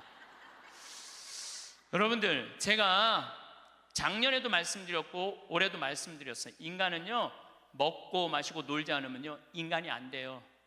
내가 대통령 얘기를 안 할래야 안 할 수가 없는데, 우리 대통령께서는 어렸을 때부터 경호원 따라다녔어요. 그리고 은둔 생활하고 그리고 국회의원 되고 대통령 됐어요. 평범한 사람들이랑 먹고 마시고 놀 시간이 없었어요. 사람은요, 평범한 사람들이랑 먹고 마시고 웃고, 우리 예수님처럼 먹보요 술꾼으로 어려운 사람들 속에서 살아야지 사람이 되는 거예요. 그걸 못하면은요 많은 부분을 잃어버릴 수 있어요. 그리고 감사할 줄 모르는 사람과 동업하지 마라. 그리고 7, 불교. 불효하는 놈과 사귀지 마라. 사람에게 각박하게 구는 사람과 사귀지 마라. 시시콜콜 따지는 사람과 사귀지 마라. 받기만 하고 주지 않는 사람과는 사귀지 마라. 이게 내 원칙 중에 하나예요. 받기만 하고 주지 않는 사람과는 사귀지 마라. 저는 참 많이 받아요. 정말 많이 받는 사람 중에 하나예요. 작년에 할머니가 나한테 100억 기증했는데 올해 100억을 더 기증해갖고 200억을 내가 받았잖아요. 그리고 내가 잠비아 돕는다고 1000만 원씩 도와달라고 그랬는데 그렇게 100명도 넘게 저를 도와줬어요. 정말 그 명단을 쭉 보니까 나한테 정말 많은 분들이 1000만 원씩 보내줬더라고요. 이번에 내가 가을에 내 배추 심고 고추 심고 무 심어갖고 김장해갖고 농약 하나도 안 친 거, 그래갖고 다 보내줬어. 그분들 싹 다 보내줬어. 싹 다 보내줬는데 내가 그랬잖아요. 받기만 하고 주지 않는 사람하고는 사귀지 말라고. 근데 나는 정말 고마워서 보내준 거야. 그런데 놀랍게도 신부님, 우리가 이런 거 바라고 신부님한테 봉헌한 거 아니에요. 이거 받고 그냥 있을 수가 없어요. 그래갖고 또 돈을 그분들 중에 보내준 게 2천만 원이 또 넘어. 신기하죠. 나는 정말로 좋은 마음으로 해. 맛있는 김장 보내주고 싶어서 보내줬는데 그게 또 고맙고 감사한가 봐. 인생은 그렇게 즐거운 거죠. 아부를 잘하는 사람과는 사귀지 마라. 권력자 앞에 원칙 없이 구는 자와 사귀지 마라. 동정심이 없는 사람과는 사귀지 마라. 그러니까 우리가 여러분들 친구를 잘 사귀어야 돼. 친구를 잘못 사귀면은 인생을 망가뜨릴 수밖에 없어요. 나는 과연 내가 내 모습을 볼 수 없다면 내 모습을 볼 수 있는 사람, 나는 누구를 지금 선정하고 살아가고 있는가? 누구를 내 멘토로 정하고 살아가고 있는가? 깊이 반성해야 돼. 나도 내 인생에 3명 멘토가 있고 여러분들도 3명의 멘토가 있는데, 우리 대통령도 그런 사람들, 학식이 깊고 공부 많이 한 사람들의 얘기를 들었다면 오늘 같은 사단이 나지 않았을 거예요. 여러분들, 솔로몬 임금님이, 하느님이 내가 너한테 영화를 주랴, 명예를 주랴, 돈을 주랴, 그러니까 솔로몬이 뭘 달라고 그래요? 아니에요. 지혜가 아니라 원문을 보면 듣는 마음이에요. 지도자는요, 듣는 마음이 있어야 돼요. 누구한테? 우리들 이 말하는 그 정말로 전문가들 이야기를 듣는 마음을 가지고 있으면 제대로 된 지도자가. 근데 누구한테 들어야 돼? 제대로 된 사람한테 들어야죠. 이런 친구 여러분들 꼭 가지셔야 돼. 그러면은 여러분들 인생을 실패하지 않을 수 있습니다. 저는 요즘 우리나라 이 사회가 복잡하죠. 사드 문제 때문에 중국, 우리나라 지금 다 경제 차단하고 있어요. 지난주에 제가 제주도 피정을 갔다 왔는데 뭐 서귀포로 갈 때 택시를 탔는데 지금 중국 사람들 거의 안 들어온대요. 중국 사람들. 왜냐하면 세무조사 들어간대. 땅 산 거 지금 그 사람들 투자 못 한대. 왜 그러냐면 세무조사 다 들어가서. 그래갖고 너무너무 힘들어. 지금 대통령 내려와라 올라가라 이거 문제할 게 아니에요. 지금 경제가 얼마나 어려운지 몰라요. 지금 며칠 전에는 시화공단에 있는 본당에 강의를 갔어요. 근데 그 본당 신부가 그러는 거예요. IMF 때보다도 공장이 더 많이 나온다는 거야. IMF 때보다 공장 팔겠다고. 그러니까 지금 나라 경제는요 심각한 거예요. 지금 대통령 올라가고 내려가고 문제가 아니야. 국민들은 지금 빚이 얼마나 많이 늘었어요. 그 전셋값 하늘로 뛰고 참 답답하죠. 지도자들은 저희들끼리 누가 권력을 다음에 먹을 거냐에 눈이 멀어 있고 참 답답하죠. 그런데 답답해하지 마시라고. 왜 답답해하지 마시라고 말씀을 드리냐면, 우리나라는요 뭐 5.16 혁명, 뭐 그 다음에 이 5.18 광주, 그 뭐 우리 정말 그 아이들 그 군인들이 죽이고 뭐 IMF, 그래도 나라는 발전하고 있어요. 그리고 100만 명, 200만 명이 데모를 하는데도 어때요? 휴지 하나 없고 폭력 하나 없잖아요. 전 세계에서 이런 나라가 어디 있어요? 내가 보기엔 국민들 수준은 하늘 끝까지 올라가 있어. 국민들이 탄탄하면은요 다른 나라 같으면 이러면 벌써 전쟁하고 총 쏘고 난리 났을 거예요. 그런데도 국민들이 수준이 높기 때문에 내 눈에는 아무 문제도 아니야. 난 대한민국이 희망적인 나라라고 생각을 해요. 국민들은요 공무원들, 요즘 9급 공무원들, 8급 공무원들, 7급 공무원들 열심히 해요. 제가 여주 여러 환경운동 하면서 이제까지 내가 만난 하급 공무원들, 일반 우리 여러분들 자식들은 다 도와줬지 나를 방해한 사람 하나도 없어요. 근데 내가 올라가고 국회의원한테 얘기한 것도 아니고 도지사한테도 얘기한 거 아니야. 난 7급 공무원한테 가고 내가 우리나라 국민들 쉴 수 있는 공간을 꾸미고 싶다. 나를 좀 도와줘라. 그랬더니요 그 여주에 있는 그 7급 또 과장급들이 평창까지 와서 다 보더니 자기네들끼리 모여서 정말로 우리 이런 거 도와주자 합의를 해갖고 다 도와주는데 기가 막히더라고요. 이번에 우리나라가 그런 거에 대한 혁신을 이루는 좋은 기회가 됐으면 저는 좋겠다는 생각을 합니다. 어쨌든 다시 자신 껴안기로 돌아가서 소크라테스는 뭐라고 그랬죠? 너 자신을 알라고 그랬죠? 덴마크에 그 유명한, 갑자기 이름이 생각이 안 나는데 동화 작가가 벌거숭이 임금 안데르슨. 똑똑하시네. 덴마크의 안데르슨이라는 동화 작가가 있는데 벌거벗은 임금님 얘기를 해요. 벌거벗은 임금님, 이 임금님은 평상시에 뭐를 좋아하셨느냐면 옷을 입고 자랑하는 걸 참 좋아하셨어. 옷을 입고. 근데 그 사기꾼 둘이서 임금님을 찾아가요. 임금님, 내가 기가 막힌 천을 짤 줄 안다고. 기가 막힌 천을. 근데 이 천은 바보 눈에는 안 보인다고. 바보 눈에는 안 보인다고. 그래갖고 그럼 한번 짜봐라. 그래갖고 이제 돈을 받았어요. 근데 이제 이 사기꾼이 이제 배틀에다가 옷을 짜는데 임금이 가보니까 안 보여. 안 보여. 근데 분명히 뭐라고 그랬어? 바보 눈에는 안 보인다. 막 짜면서 아우 임금님 이 천이 멋있지 않느냐고. 그러니까 임금이 뭐라 그래? 멋있다고. 멋있다고. 예. 신하들을 데리고 와갖고 신하들도 보여주라고. 이제 신하들이 와서 보니까 임금님이 멋있다고 그러니까 바보 눈에는 안 보인다니까 신하들도 뭐라 그래? 멋있다고 그래. 멋있다고 그래. 그래서 이제 한 일주일이 지나고 나서 임금님 옷 다 됐다고 입어보라고. 그럼 뭐가 보여야지 입지. 손 드시라고 그러니까 손 딱 들고 지금 들어갔다고. 잘 어울린다. 이쪽 손 드느라고. 이걸 또 멋있다고 퍼레이드를 하시라고. 그래갖고 임금님이 벌거벗고 퍼레이드를 하네. 온 국민들이 야 우리 임금님 멋있다고. 왜? 바보 눈에는 안 보이니까. 근데 한 꼬마가 임금님 빨개 벗었네? 그렇게 얘기를 한 거예요. 그러면은 자기도 빨개 벗은 거 알아. 신하들도 빨개 벗은 거 알아. 그런데 놀라운 거는 그 퍼레이드를 멈춰야 되는데 여러분들 거기까지만 들었죠? 그 다음 얘기가 기가 막혀요. 끝까지 빨개 벗고 퍼레이드를 했다는 거예요. 누구 말을 무시한 거야? 그 꼬마 말을 무시한 거예요. 우리는요, 내가 지금 대통령 얘기하는 거 아니에요, 여러분들. 대통령 얘기하는 게 아니라 내 자신이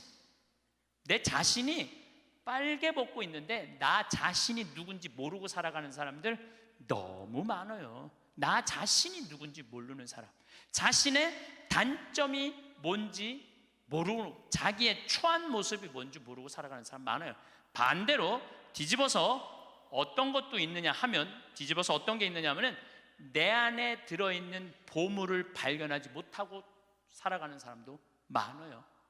여러분들 안에는 보물이 꽉 차 있어요. 여러분들 안에는.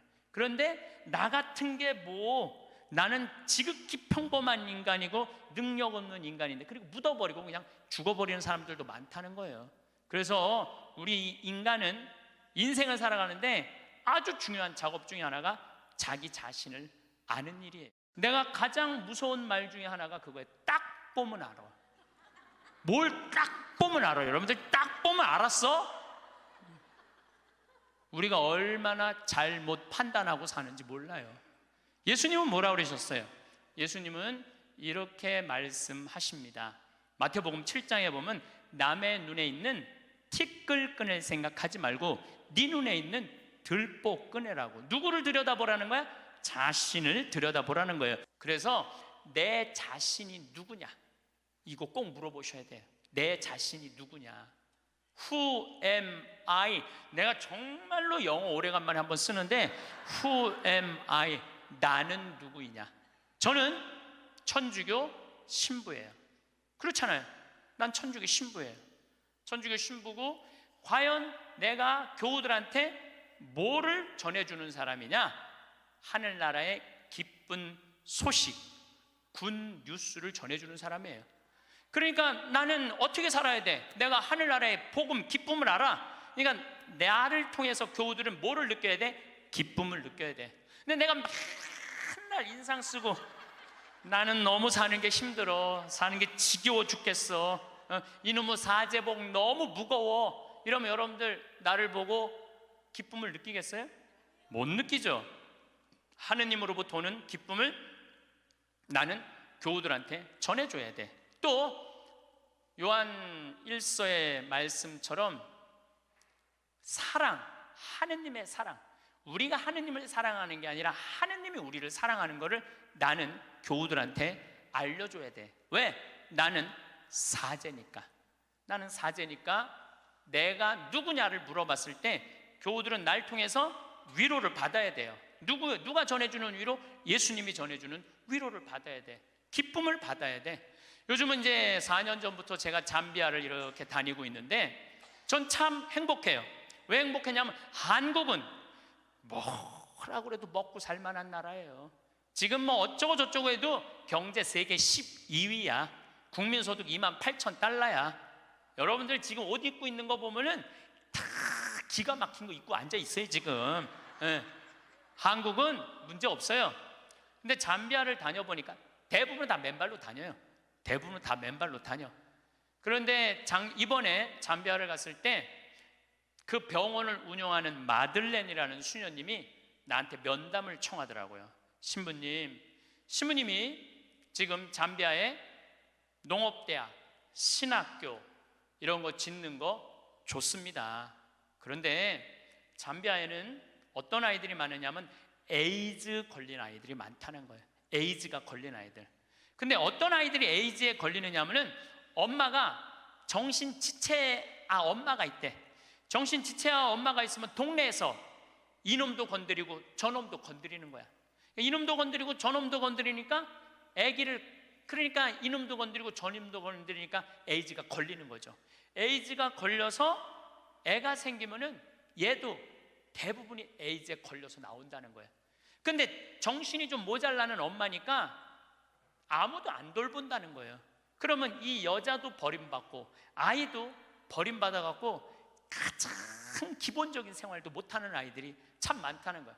수녀님이 눈물을 흘리면서 신부님, 우리들 에이즈 어린아이들 집 줘주면 안 되겠느냐고, 30명 정도 되는 아이들 머무를 수 있는 집을 줘달라는 거예요.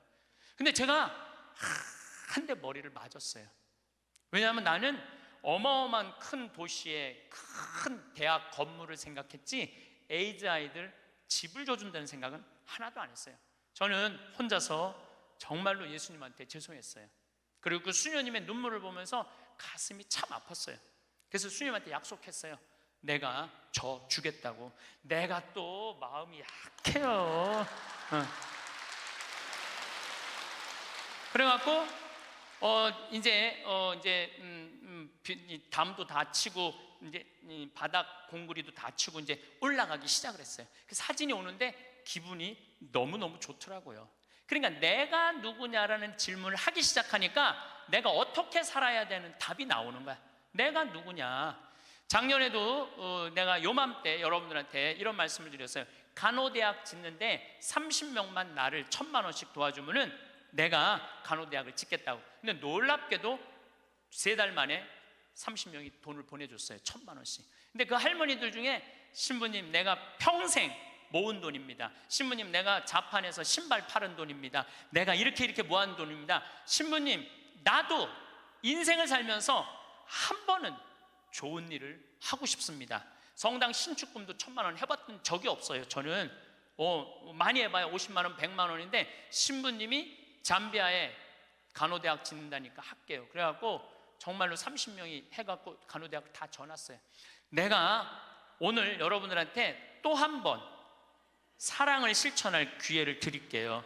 이번에는 30명도 아니야, 20명이야. 20명. 우리 에이즈 이름은 라파엘의 집이에요. 치유 수호천사 라파엘의 집을 여러분들이 봉헌하면은 이제 내가 그분들 나중에 다 잠비아 데리고 갈 거야. 물론 비행기표 본인이 내야 되겠지만은 다 잠비아 데리고 갈 거야. 그래서 내가 낸 돈이 얼마나 귀하게 쓰여지는지. 그래서 나는 누구인가? 나는 천주교 사제로서 어떻게 살아가야 하는 게 답이 나와요. 내가 만약에 학교 교사야. 학교 교사면은 어떻게 해요? 나는 아이들한테 뭘 가르쳐 줘야 돼? 인생을 살아가는 방법을 가르쳐야 돼. 어떻게 살아야지 참답게 사는 방법을 가르쳐야 돼. 내가 누구냐라는 질문을 하면, 저는 중학교 1학년 때 세례를 받았어요. 그러면은 세례 받기 전에 저는 어땠느냐? 저는 초등학교 때 그 흔한 반장, 부반장 해봤던 적이 없어요. 우리는 초등학교 때 한 반에 70명이었기 때문에 줄반장도 굉장히 중요한 자리였어요. 근데 줄반장도 해봤던 적이 없어요. 저는 우등상도 타봤던 적이 없는 아이예요. 그야말로 볼품 없는 아이였어요. 성격은 어땠느냐? 우리가 4형제였는데 우리 집에 제가 막내였어. 막내니까 성격이 까칠했어요. 나 하고 싶은 대로 다 했어요. 형들도 누나도 다 봐주고 아버지 어머니 어머니 좀 달랐지만은 내가 그 밥 먹다가 신경질이 나면은 숟가락 밥그릇 던지는 건 예사도 아니었어요. 그냥 던졌어. 그냥 그렇게 아주 까칠했어요 제가. 예.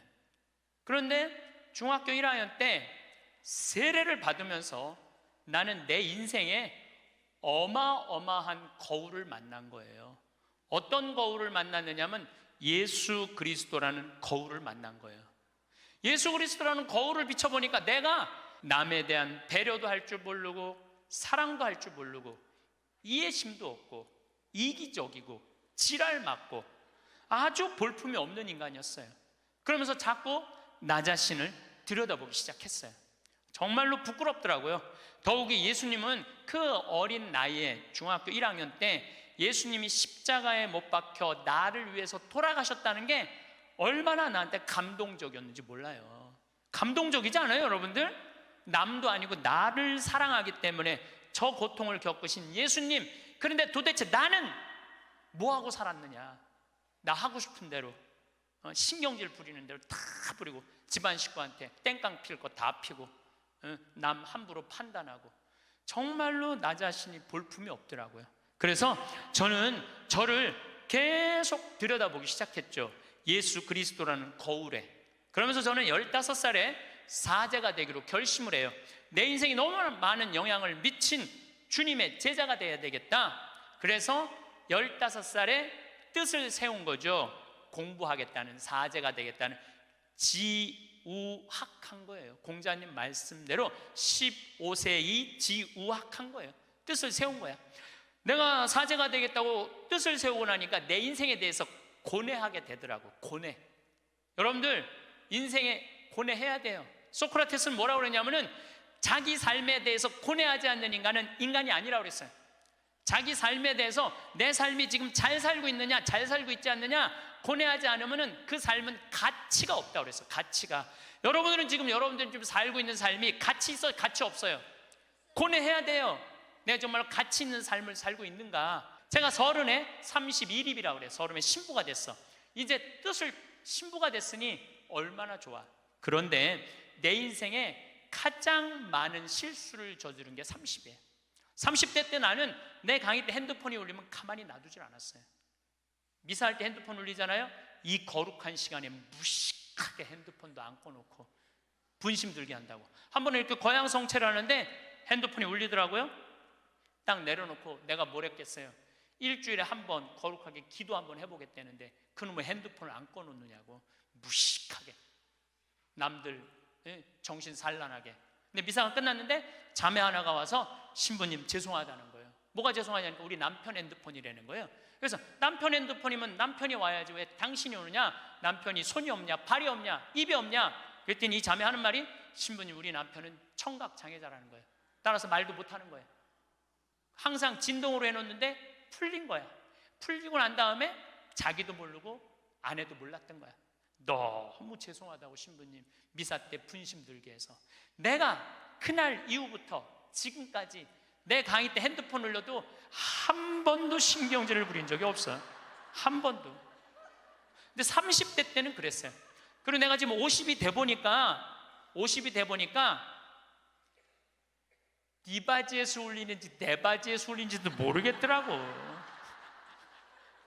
한 번은 춘천 수무숲 성당이라는 곳에 강의를 갔는데 막 강의를 시작하는데 핸드폰이 막 울리더라고요. 그래서 내가 얘기했죠. 나는 내 강의 때 핸드폰 울려도 한 번도 신경질을 부린 적이 없다고. 그런데도 계속 울리는 거예요. 기분이 싸해. 보니까 내 바지에서 울리는 거. 내 바지에서. 근데 만약에 내가 무식하게 핸드폰도 안 꺼놓고 강의하는데 남들 방해준다고 그러는데 내 바지에서 울렸잖아요. 그러면 나는 강의 못하고 그냥 가야 돼요. 그런데 30대 때는 보이는 대로 지적했어요. 교우들 잘못하면은 바로 그 자리에서 혼냈어요. 교우들 성체할 때도 여러분들 성체는 왼손이 올라와갖고 오른손으로 영해야 돼요. 그렇죠? 근데 어떤 교우들은 오른손으로 올려갖고 왼손으로 영하는 교우들이 있어요. 그럼 이 잘못된 거죠. 왜냐하면 이 오른손이 거룩한 손이니까 오른손으로 영해야지. 근데 손이 바뀌면은 지적해주지도 않아. 그냥 손바닥을 내리치는 거예요. 똑바로 하라고. 쫙 소리가 나잖아요. 그럼 뒤에 성체 영화로 나오는 교우들이 내가 굉장히 무서웠으니까 보면 어떻게 하고 나오느냐면 막 이러면서 나와요. 마지막에 와서 틀려 또 보면은. 예, 예. 30대 때는 정말 그랬어요. 30대 때는. 근데 40대 때는 생각을 해보니까 주부들이 손목 관절염 있는 주부들이 있어. 그러니까 이게 안 돌아가는 거야. 안 돌아. 그러니까 반대로 하는 거예요. 근데 30대 때는 그런 걸 몰랐어요. 그냥 원칙대로 하는 거, 원칙대로. 그러니까 손바닥을 내리치고 그 짓을 했죠. 참, 나는 30대 내 인생을 지워버리고 싶어. 40이 되면서는 뭐 이제는 왼손으로 올리든 오른손으로 올리든 상관하지 않아. 왼손으로 올리면 왼손에 영해드리고 오른손으로 영해드려. 근데 어떤 경우들은 헷갈리니까 그냥 이렇게 나오는 교우들도 있어. 그럼 내가 어떻게 하는 줄 알아? 그냥 정가운데다 영해드려. 정가운데다. 예, 정가운데다. 30대 때는 주교님 욕도 가장 많이 한 게 내 30대 주교님 욕도. 뭐 왜 성당을 분가를 하냐, 교회 정신에 어긋났다 막. 그리고 30대에 내가 처음 본당 신부로 갔는데 교우가 4,000명이에요. 4,000명. 근데 사실은 신학교에서 공부했지 사회 경험이 뭐가 있어요.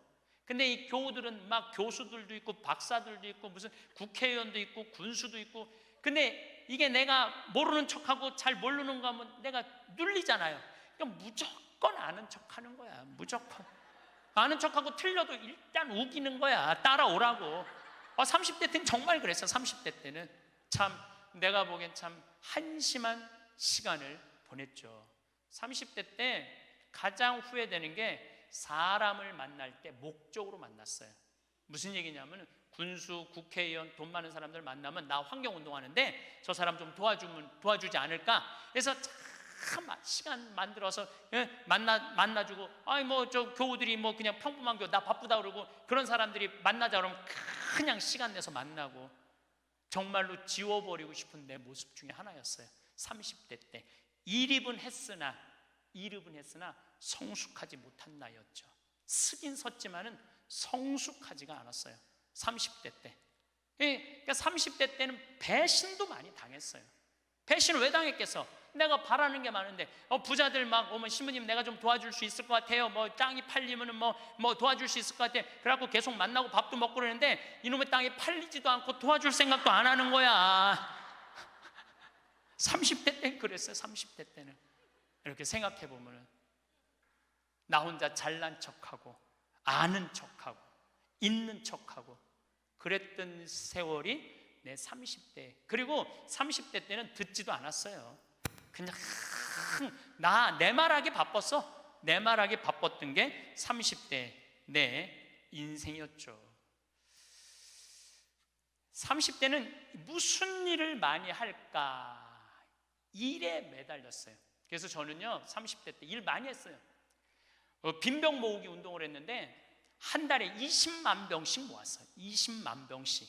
그냥 막 일에 매달렸어요. 일에.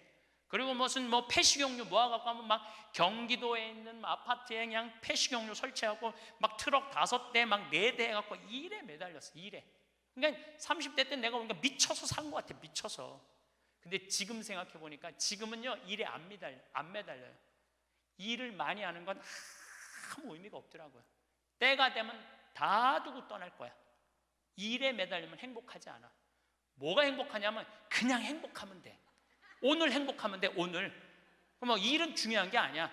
오늘 행복해갖고 일이 되면 좋은 거고 안 되면 말고. 근데 30대 때는 일 때문에 오늘의 행복을 내가 포기한 시기가 30대예요. 40이 되면서 내가 불혹의 나이가 돼. 40이 불혹이라고 그래요. 불혹. 이 불혹이라는 게 무슨 뜻이냐면 유혹이 없는 나이야. 흔들림이 없는 나이야. 의심이 없는 나이야. 40이 딱 되고 보니까 주교님들이 이해가 되더라고요. 주교님들이 우리 수원교구 신부가 500명인데 그 중에 잘 사는 신부들도 있지만 사고 치는 신부들이 얼마나 많아요. 여자 문제, 돈 문제, 교우들하고 싸우는 문제, 정말 복잡하겠더라고요. 그 500명의 신부들을 관리하려고 그러니 주교님들이 얼마나 머리가 아파요. 이해가 되더라고, 주교님이. 그래서 내가 40살 이후에 그런 주교직이 얼마나 어려운 걸 이해하고부터는 주교님을 욕한 적이 한 번도 없어. 이날 이때까지. 이해가 되니까. 그리고 유혹이라는 게 뭐예요? 불혹이라는 게 뭐예요? 신앙에서도 별로 유혹받을 게 없어. 하느님에 대한 확신, 하느님이 이 세상에 오셨고 예수님 부활한 거에 대한 확신, 그리고 하늘나라 올라가셔갖고 우리 인생에 관여하고 있는 거에 대한 확신. 요즘 예수님 부활에 대한 확신이 왜 더 드느냐 하면은, 여러분들, 예수님이 십자가에 못 박히기 전에 매질 당했다고 그래요. 채찍질. 그게 가죽으로 끝에 양뼈 조각, 쇠 조각이 있어요. 한 대 때리면은요, 이 등에 살점이 다 묻어나고 뼈 조각이 다 드러나. 한 대 맞으면. 그래서 40대 이상 맞으면 죽는다고 그래요. 근데 예수님이 그 40대, 39대를 맞았다는 거야. 그러니까 예수님 십자가에 올라가기 전 이미 이 피가 너무 많이 흘러갖고 등에 살점이라는 게 거의 없는 상태야. 그리고 십자가에 매달렸을 때 손바닥에 못 안 박아요. 손목에 박지. 왜냐하면 떨어지니까. 이건 찢어져고 금방 떨어지거든. 손목에 박으면 온갖 신경, 동맥, 정맥 다 지나가는 거야. 이 뼈가 양쪽에. 그리고 그 숨 쉬고 이러는 게 너무너무 힘들어갖고 숨이 막혀 죽는 거거든요. 근데 3일 만에 부활했잖아요. 3일 만에 부활을 했다고 3일 있다가 이제 계속 마리아 막달레나한테도 나타나고 베드로하고 요한한테도 나타나고 막 그러잖아요. 내가 보기에는 그 정도 맞았으면 3일 후에 부활하고 난 다음에 1년은 누워 있어야 돼. 그렇지 않아요? 1년은 내가 보기엔 누워 어딜 돌아다녀. 근데 막 갈릴레아도 갔다가 막 여기도 갔다가 무슨 엠마오도 막 그러잖아요. 확실히 우리가 생각하는 거와 다른 모습으로 부활하신 거예요. 우리가 생각하는 거 완전히 다른 모습으로 부활하셔서 제자들한테 11번 나타나시거든요. 그러니까 나는 그런 미혹되는 게 없는 나이가 40이 돼서 참 좋더라고요. 40이 돼서 너무 좋았던 것 중에 하나가 돈에 대한 유혹이 없는 거야. 30대 때는 돈 많은 사람만 만나고 막 그랬는데 이제는 40이 되면서부터 다 소용없더라고. 보니까 돈 많은 사람 폰만 썼지 안 도와줘요. 진짜 소중한 분들은 누구냐면 바로 여기 계신 여러분들. 정말로 우리 생태마을에 후원하는 분들이 10,000명이거든요. 그분들 3,000원, 5,000원이야.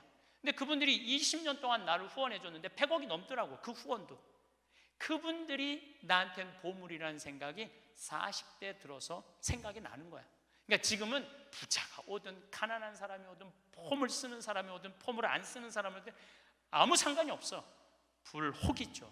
유혹받지 않는 거예요. 의심 가는 것도 없고 유혹받지 않는 거. 그러니까 마음 안에 미운 사람이 없으니까 뭐가 있냐면 평화가 있더라고. 평화. 근데 문제는 미운 놈은 하나도 없는데 마음에 안 드는 놈들은 너무 많아. 이 마음에 안 드는 놈이 너무 많은 거는 다음 시간에 이야기하도록 하겠습니다.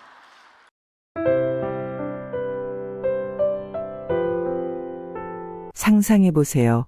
아침에 첫 기지개를 켜며 기대에 찬 마음으로 받아든 커피 한 잔. 하지만 여러분의 커피가 검게 탄 양푼에 담겨 있답니다. 맛은 여전히 좋을지 몰라도 눈을 의심하게 되는 순간이죠. 이처럼 외모는 우리가 세상을 바라보고 세상이 우리를 바라보는 창입니다. 그래서 오늘은 외모와 내면의 아름다움에 대해 이야기해 볼까 합니다. 먼저 우리 모두는 내면의 아름다움에 대한 이야기를 들으며 자랐죠. 진정한 아름다움은 외모가 아닌 마음에서 비롯된다. 고 말이죠.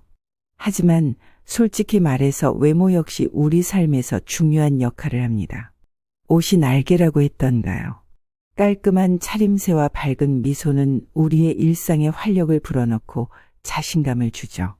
그러나 여기서 한 가지 잊지 말아야 할 것은 외모를 가꾸는 일이 내면을 가꾸는 일보다 중요하다는 것은 아니라는 점입니다. 오히려 외모를 가꾸는 것이 우리의 정신 건강에 긍정적인 영향을 미칠 수 있다는 사실이죠.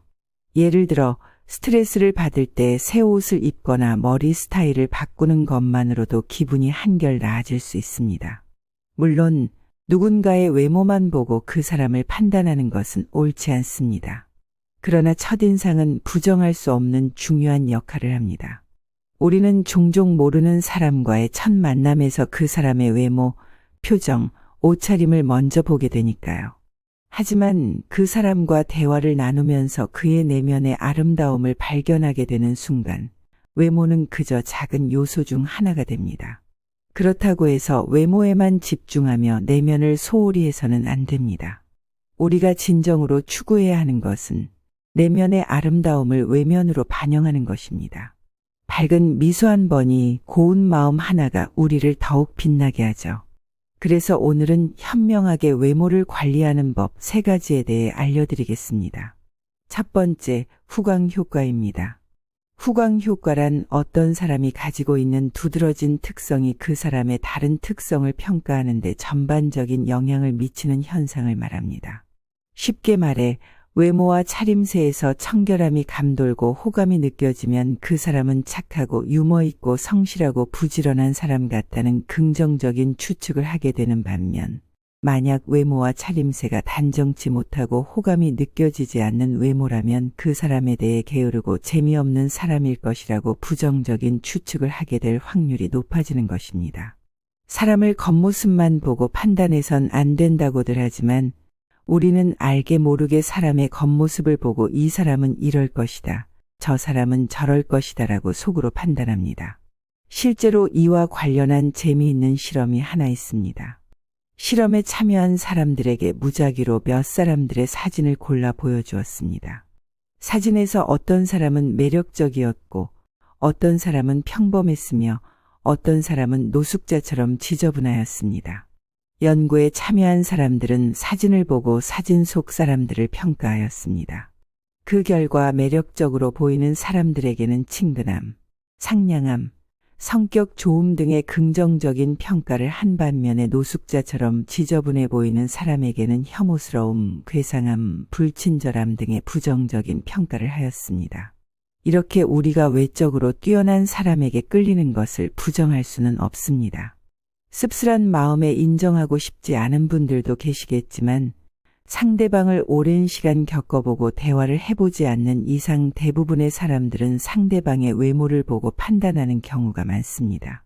외모는 그 사람의 내면을 보기 전에 가장 먼저 보게 되는 부분이죠. 이것은 나이와 상관없습니다. 나이가 들었다고 외모에 신경 쓰지 않아도 된다는 생각은 스스로에 대한 합리화일 뿐입니다. 여러분은 길을 가다가 깔끔하고 단정한 차림의 어르신들을 보면 어떤 생각이 드시나요? 와, 나도 저렇게 멋지게 늙어가고 싶다 라는 생각을 해보신 적 있지 않으신가요? 반면에 후줄근한 차림으로 공원이나 지하철에 앉아 계신 노인분들을 보면 어떤 생각이 드시나요?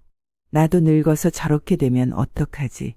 라는 생각을 해보신 적 없으신가요? 불현듯 나의 노후도 저런 모습일까 두려움을 느끼셨을 수도 있습니다. 이렇듯 자신을 가꾸는 것은 나 스스로뿐만 아니라 보는 사람의 기분도 좋아지게 하는 힘이 있습니다.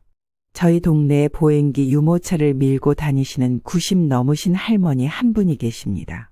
할머니는 매달 미용실에 가셔서 염색과 파마를 하시면서 본인을 가꾸십니다.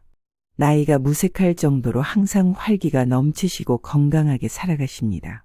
하지만 과하면 안 하니만 못하다 는 말이 있듯이 너무 과하게 외모에 신경을 쓰게 되면 오히려 스스로의 정신 건강을 해칠 수 있습니다.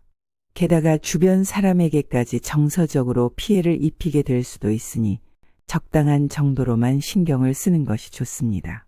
빛 좋은 게 살고 라는 속담이 알려주듯 너무 지나친 것에는 잘못하면 흉해 보일 수 있습니다. 또한 성형을 하거나 명품으로 온몸을 치장하라는 말씀을 드리는 것은 더욱이 아닙니다.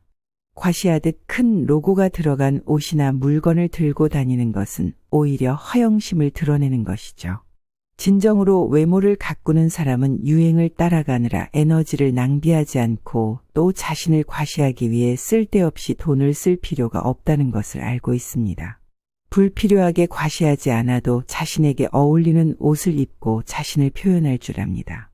진정한 외모 가꾸기는 돈을 들여서 만들어지지 않습니다. 또 한 가지 알려드리자면 외모에는 체취도 포함됩니다. 외모는 깔끔한데 각질이 있고 가까이 다가가니 냄새가 난다면 더 이상 대화하기가 힘들 것입니다. 사람은 상대방의 냄새는 잘 맡는데 본인의 체취는 잘 맞지 않다고 합니다. 그래서 나이 들수록 냄새 관리에 신경 써서 청결함을 유지하는 것이 좋겠습니다.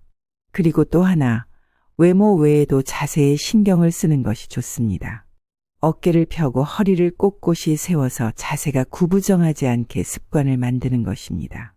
걷는 모습을 봤을 때 어깨를 펴고 허리를 세워 걸으면 당당하고 자신감 있게 보이는 반면 몸을 앞으로 숙이고 구부정하게 걷게 되면 소심하고 자신감이 없게 보이기도 합니다. 허리가 좋지 않으신 분들을 제외하고는 바른 자세로 걷는 것을 연습해 보세요. 외모는 잘생기고 예쁜 얼굴과 몸매로만 한정되는 것이 아닙니다. 얼굴과 몸매가 그리 뛰어나지 않아도 표정과 자세로도 대방에게 호감을 줄 수 있습니다. 혹시 주변 지인 중에 무서운 할아버지, 무서운 할머니로 불리시는 분들이 계신가요? 제 주변에는 항상 인상을 쓰고 찡그린 얼굴로 사시는 어르신이 계십니다. 어린 손자는 그런 할아버지가 무서워 다가가기를 꺼려했습니다. 그럴 때마다 할아버지는 원래 나는 예전부터 애들이 나만 보면 무서워하고 나를 안 좋아했어 라며 오히려 겁내는 아이들을 탓했습니다. 본인이 어떤 얼굴을 하고 상대방을 대하는지도 모르고 말이죠. 그래서 어느 날 보다 못한 아들이 자신의 아버지에게 이렇게 말했습니다. 아버지, 그렇게 환한 얼굴로 대하지 마시고 웃는 얼굴로 대해주세요. 아들에게 그런 말을 듣고 난 후 할아버지는 표정을 바꿔야겠다고 생각했습니다. 이후로 손자는 물론이고 다른 가족들을 대할 때에도 얼굴을 찌푸리지 않으려고 신경 쓰고 웃으려고 노력했습니다. 그 결과 요즘은 가족들과 지인들에게 인상이 좋아졌다는 말을 자주 들으신다고 합니다. 이렇듯 표정이나 자세와 같이 굳이 돈을 쓰지 않고도 우리의 외모를 더 좋게 만들 수 있습니다. 최고의 성형은 다이어트라는 말이 있지만 저는 최고의 성형은 표정과 자세라고 생각합니다. 웃는 얼굴과 바른 자세로 걷는 것만으로도 몇백, 몇천만 원을 들이지 않고도 멋진 외모를 가질 수 있게 되는 것이죠. 어렵게 생각하지 마시고 거울을 보며 표정과 자세를 조금씩만 바꿔주는 연습을 하시면 정말 도움이 많이 되실 것입니다. 주제와는 반대로 외모를 꾸며서 악용하는 경우들도 있습니다. 겉모습을 자신의 품으로 휘두르고 부자처럼 보이게 꾸민 다음 사기를 치기 위해 외모를 가꾸는 경우입니다. 비싼 명품으로 상대방을 현혹시켜 자신에게 넘어오게 만든 뒤 부동산 사기, 로맨스 스캠 등 물질적, 정신적으로 피해를 입히는 사기를 칩니다. 앞서 얘기했듯 사람들은 외모를 보고 그 사람을 긍정적이든 부정적이든 판단을 하기 때문에 만약 외적인 모습에서 잘생기거나 예쁘거나 부자로 보이는 사람이 다가오면 우리는 그런 사람들을 쉽게 믿게 될 수도 있습니다. 실제로 자신의 카카오톡 프로필 사진이나 인스타그램 등 SNS에 멋지게 차려입고 비싼 외제차를 타고 있는 모습 또는 봉사활동을 하는 모습 같은 선한 사진들을 올려두고 사람들의 신뢰를 쌓아놓은 뒤 사기를 치는 사람들이 정말 많습니다. 이렇듯 외모를 가꾸는 것을 악용하는 사람들이 존재하기 때문에 이 부분은 기억해 두시고 조심하시는 것이 좋습니다. 정리하면 외모를 잘 가꾸면 타인에게 좋은 인상을 줄 수 있고 상대방이 호감을 갖게 되어 긍정적인 인간관계에 도움을 줄 수 있습니다. 물론 다른 사람의 시선을 너무 예민하게 받아들이고 과하게 신경 쓰는 것은 좋지 않지만 대부분의 사람들은 평판을 중요시하기 때문에 나쁜 인상보다는 좋은 인상을 주고 싶어 하는 분들이 대부분일 것입니다. 과하지 않게 기본적인 것들부터 하나씩 실천해 보셨으면 좋겠습니다. 나이 들수록 외모에 신경을 써야 하는 이유는 외모를 꾸미는 행동 그 자체로 나의 기분에 긍정적인 영향을 끼칩니다. 실제로 사람들의 얘기를 들어보면 이 효과를 금방 알 수 있습니다. 하루 종일 집안일에 치이거나 재택근무로 인해 세수조차 하지 않고 있을 때 기분까지 우울해지는 경험을 하신 분들이 많습니다. 산후 우울증으로 하루하루를 간신히 보내던 한 여성분도 더 이상 이렇게 살면 나 자신뿐만 아니라 아이에게도 안 좋겠다 싶어 외출을 하지 않더라도 매일 세수를 하고 립스틱을 바르고 육아를 하셨다고 합니다. 기분이 한결 나아지면서 아이에게도 화를 내지 않고 긍정적으로 육아를 하고 계시다고 합니다. 직장을 다니고 안 다니고는 중요하지 않습니다. 집에서도 화장하고 예쁘게 입고 있으면 그것만으로 내 자신을 좀 더 사랑하고 돌볼 줄 알게 되는 것입니다. 남성분들도 마찬가지로 세수도 안 하고 소파에 누워 뒹굴거리고 있다가 수염을 밀고 샤워를 하면 기분이 상쾌해진다는 분들이 많이 계셨습니다. 이처럼 우울할 때 가만히 있는 것보다 깨끗하게 씻는 것만으로도 우리의 정신 건강에 도움을 줄 수 있습니다. 약속이 있거나 기분이 좋을 때만 외모를 꾸미는 것이 아니라 평소에도 꾸미는 것을 습관으로 만들어 기분을 좋게 만드는 것입니다. 특히나 나이가 들수록 자주 씻고 깔끔하게 외모를 유지하는 것이 우울감과 우울증을 멀리하는 데 긍정적인 효과를 줍니다. 젊은 시절에는 피부가 좋고 깨끗하니 아무 옷을 입어도 다 어울렸지만 나이가 들고 나니 예전에 어울렸던 옷도 어울리지 않게 되는 경우가 있습니다. 그래서 비싸지 않더라도 자신에게 어울리는 옷을 골라 입고 특히 머리에 신경을 써야 깔끔한 인상을 줄 수 있습니다. 다 그런 것은 아니지만 외모가 건강한 사람이 내면도 건강한 경우가 많습니다. 또한 외모를 가꾼다는 것 자체가 스스로를 잘 아끼고 사랑할 줄 안다는 뜻이기도 합니다. 이렇듯 외면과 내면은 어느 하나에만 치중하는 것이 아니라 똑같이 신경 쓰고 관리해 주는 것이 좋습니다. 흔히들 나이 드신 분이 20대처럼 옷을 입으면 주변에서 험담하는 경우도 있습니다. 하지만 이와 반대로 어르신이 참 젊게 사시네 보기 좋다고 생각하는 분들도 계십니다. 너무 다른 사람들에게 민폐를 끼치지 않는 정도만 아니라면 남들의 시선을 신경 쓰지 않고 원하는 옷을 입는 것도 좋다고 생각합니다. 하지만 결혼식장이나 모임 같은 자리에서는 깔끔하고 단정하게 차려입되 너무 화려하거나 튀지 않게 입어 상대방을 배려할 줄 알아야 합니다. 끝으로 정리를 해보면 기분이 우울할 때는 아무것도 안 하고 있는 것보다는 일단 씻고 외모를 가꿔보세요. 그 자체만으로도 기분을 좋게 바꾸는데 굉장히 많은 도움을 줄 것입니다. 나이 들수록 외모에 신경을 써야 하는 이유. 세 번째는 외모와 자존감이 연결되어 있기 때문입니다. 자존감이란 자신을 존중하고 가치 있는 존재로 인식하는 마음을 말합니다. 외모를 가꾸는 일은 자존감을 높이고 스스로를 보듬고 격려하는 일입니다. 당연한 얘기이지만 자신의 외모에 만족할수록 자연스럽게 자존감도 같이 올라가게 됩니다. 우리가 흔히 겪는 우울증은 자신의 외모에 대한 불만과도 어느 정도 연관이 있습니다. 거울 속에 내 자신이 하루가 다르게 늙어가고 변해가는 것을 보면서 이것이 노화의 과정이라는 것을 알면서도 기분이 울적해지는 것이죠. 특히나 아이들을 키우며 난 이제 다 늙었는데 하며 본인에게 투자하는 대신 시간과 돈을 모조리 아이들에게 쏟아붓는 경우도 있습니다. 하지만 이렇게 되면 점점 외모뿐 아니라 마음도 같이 늙어가 자존감에도 악영향을 줄 수밖에 없습니다. 사실 자존감은 타인의 평가로만 결정되는 것이 아닙니다. 아무리 타인에게서 외모가 뛰어나다는 평가를 받더라도 본인 스스로가 만족하고 인정하지 않는다면 자존감은 올라가지 않을 것입니다. 그래서 타인의 기준이 아닌 내가 정한 기준으로 이 정도면 괜찮다고 생각하는 정도로만 외모를 가꿔보시길 추천드립니다. 하지만 그동안 외모를 가꾸는데 소홀했다면 하루아침에 내가 마음에 드는 모습으로 바꾸기는 쉽지 않을 것입니다. 이것은 당연한 일입니다. 과거에 내가 했던 선택들의 결과가 지금 현재인 것이고 다시 예전으로 돌아갈 수는 없습니다. 우리가 할 수 있는 것은 지금 현재 조금씩 바뀌고자 하는 노력입니다. 이제까지 외모를 잘 가꾸지 못했으니 지금부터라도 조금씩 해보자는 마음을 가져야 합니다.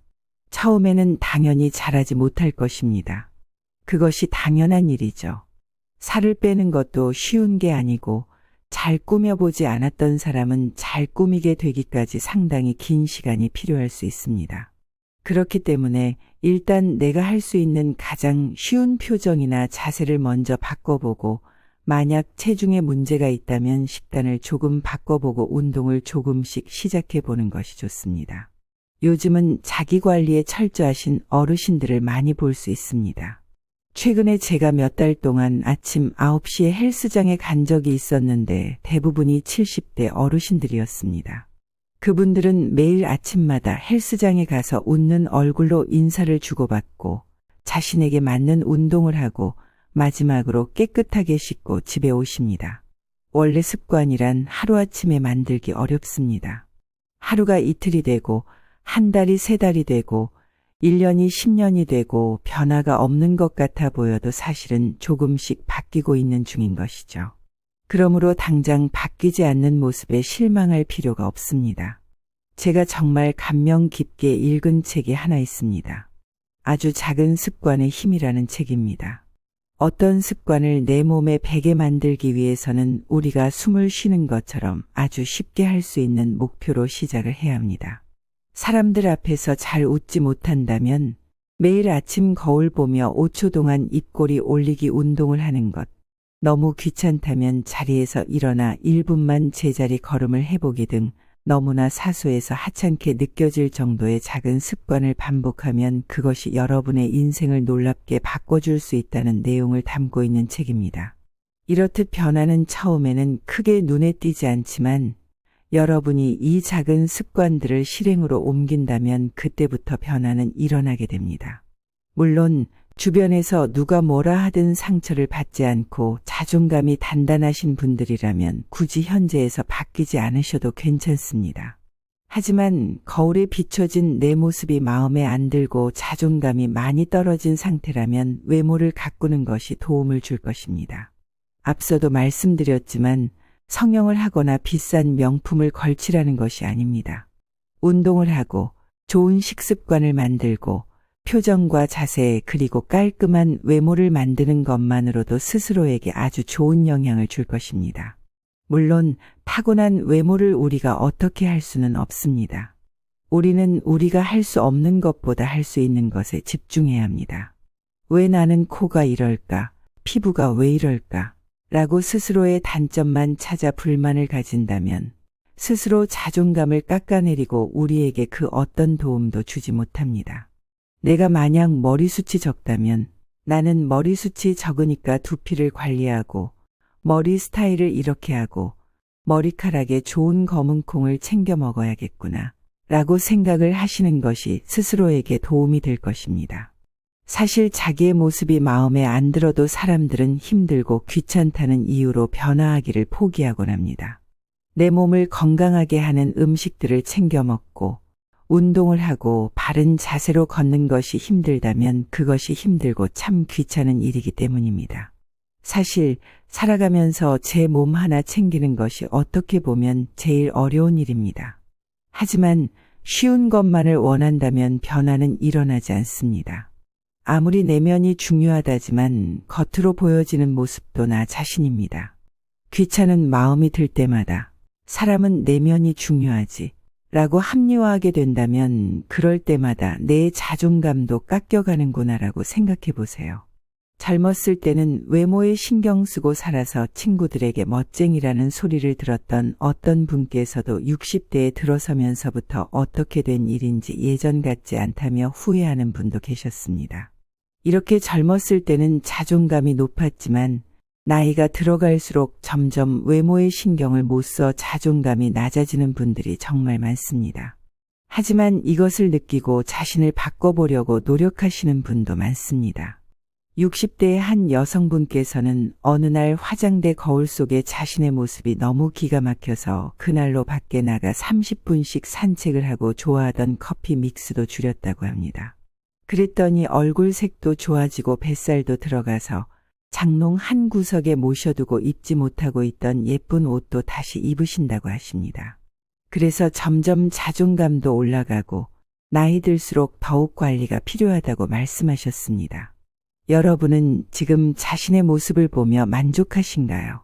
만족하지 않다면 그냥 지금처럼 지내고 싶으신가요? 아니면 더 나은 나로 발전하고 싶으신가요? 너무 한 번에 많은 것을 바꾸려고 하기보다는 한 번에 한 가지씩만 바꾸려고 노력해 보세요. 머리 스타일이 지저분하다면 집 근처 미용실을 예약해 보세요. 수염이 지저분하다면 면도를 해 보세요. 살이 조금 불어났다면 오늘 당장 나가서 10분만이라도 걸어보세요. 모든 변화는 자그마한 습관에서 시작합니다.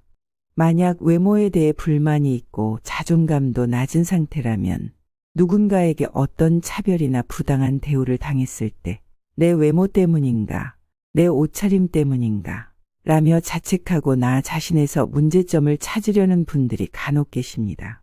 이러면 악순환이 반복될 가능성이 높아집니다. 상대방이 어떤 이유로 나에게 차별을 하고 부당한 대우를 했더라도 그것을 무조건 내 외모 때문이라고 자책하지는 마십시오. 그 사람의 생각은 그 사람만 알 뿐 우리는 그것을 자신에게 안 좋게 해석하지 말아야 합니다.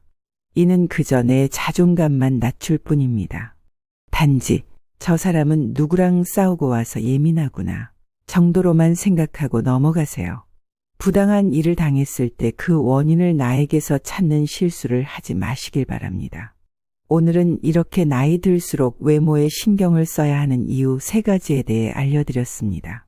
나이가 들수록 외모에 더 신경을 써야 하는 이유. 첫 번째, 후광 효과입니다.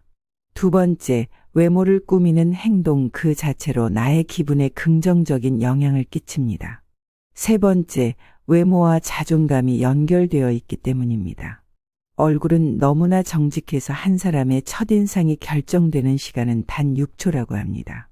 첫인상을 결정하는 요소는 외모, 표정, 제스처가 89%, 목소리 톤, 말하는 방법이 13% 그리고 나머지 7%가 인격이라고 합니다.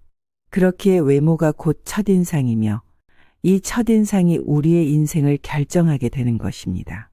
마지막으로 정리하자면 내면과 외면을 함께 가꾸어 나가시는 것이 좋습니다. 마음이 아름다울수록 외모의 아름다움이 더해집니다. 외모를 가꾸라는 말을 내 얼굴을 더 잘생기고 예쁘게 만들어야 하는 것으로 받아들이지 않으셨으면 좋겠습니다. 표정과 자세 그리고 깔끔함을 유지하는 것만으로도 충분합니다. 이와 더불어 내면적으로 나를 더 가꾼다면 여러분은 자존감이 높은 사람으로 노후를 지낼 수 있을 것입니다. 꼭 잘나야 행복해진다고 말씀드리는 것도 아닙니다. 외모를 가꾸지 않아도 성공하는 사람도 많고 행복하게 사는 사람들도 많습니다. 하지만 이분들은 내적으로 이미 자존감이 높은 분들입니다. 만약 내 모습이 마음에 들지 않고 자존감도 낮다면 오늘 말씀드린 내용들을 하나씩만이라도 실천해 보세요. 여러분은 할 수 있습니다. 또한 이렇게 외모를 가꾸는 것은 변화가 필요한 일입니다. 변화하기 위해서는 우리의 체력이 따라주어야 합니다. 체력이 없다면 귀찮다는 생각만 들고 늘 하던 대로만 행동하게 될 수 있습니다. 만약 아직 무언가를 하기가 무기력하신 분들은 일단 집에서 스트레칭이라도 해보세요. 그러면 몸 건강뿐만 아니라 정신 건강에도 도움을 주고 할 수 있다는 마음이 생길 것입니다. 누구나 다 아는 뻔한 소리라 흘려 넘기지 마시고 아주 작고 사소한 행동부터 매일 하나씩 실천해 보시면 좋겠습니다. 다음에는 더 지혜로운 내용으로 여러분들과 함께 하겠습니다. 오늘 영상이 도움이 되셨다면 구독과 좋아요 부탁드립니다. 끝까지 시청해 주셔서 감사합니다. 지혜의 밤이었습니다.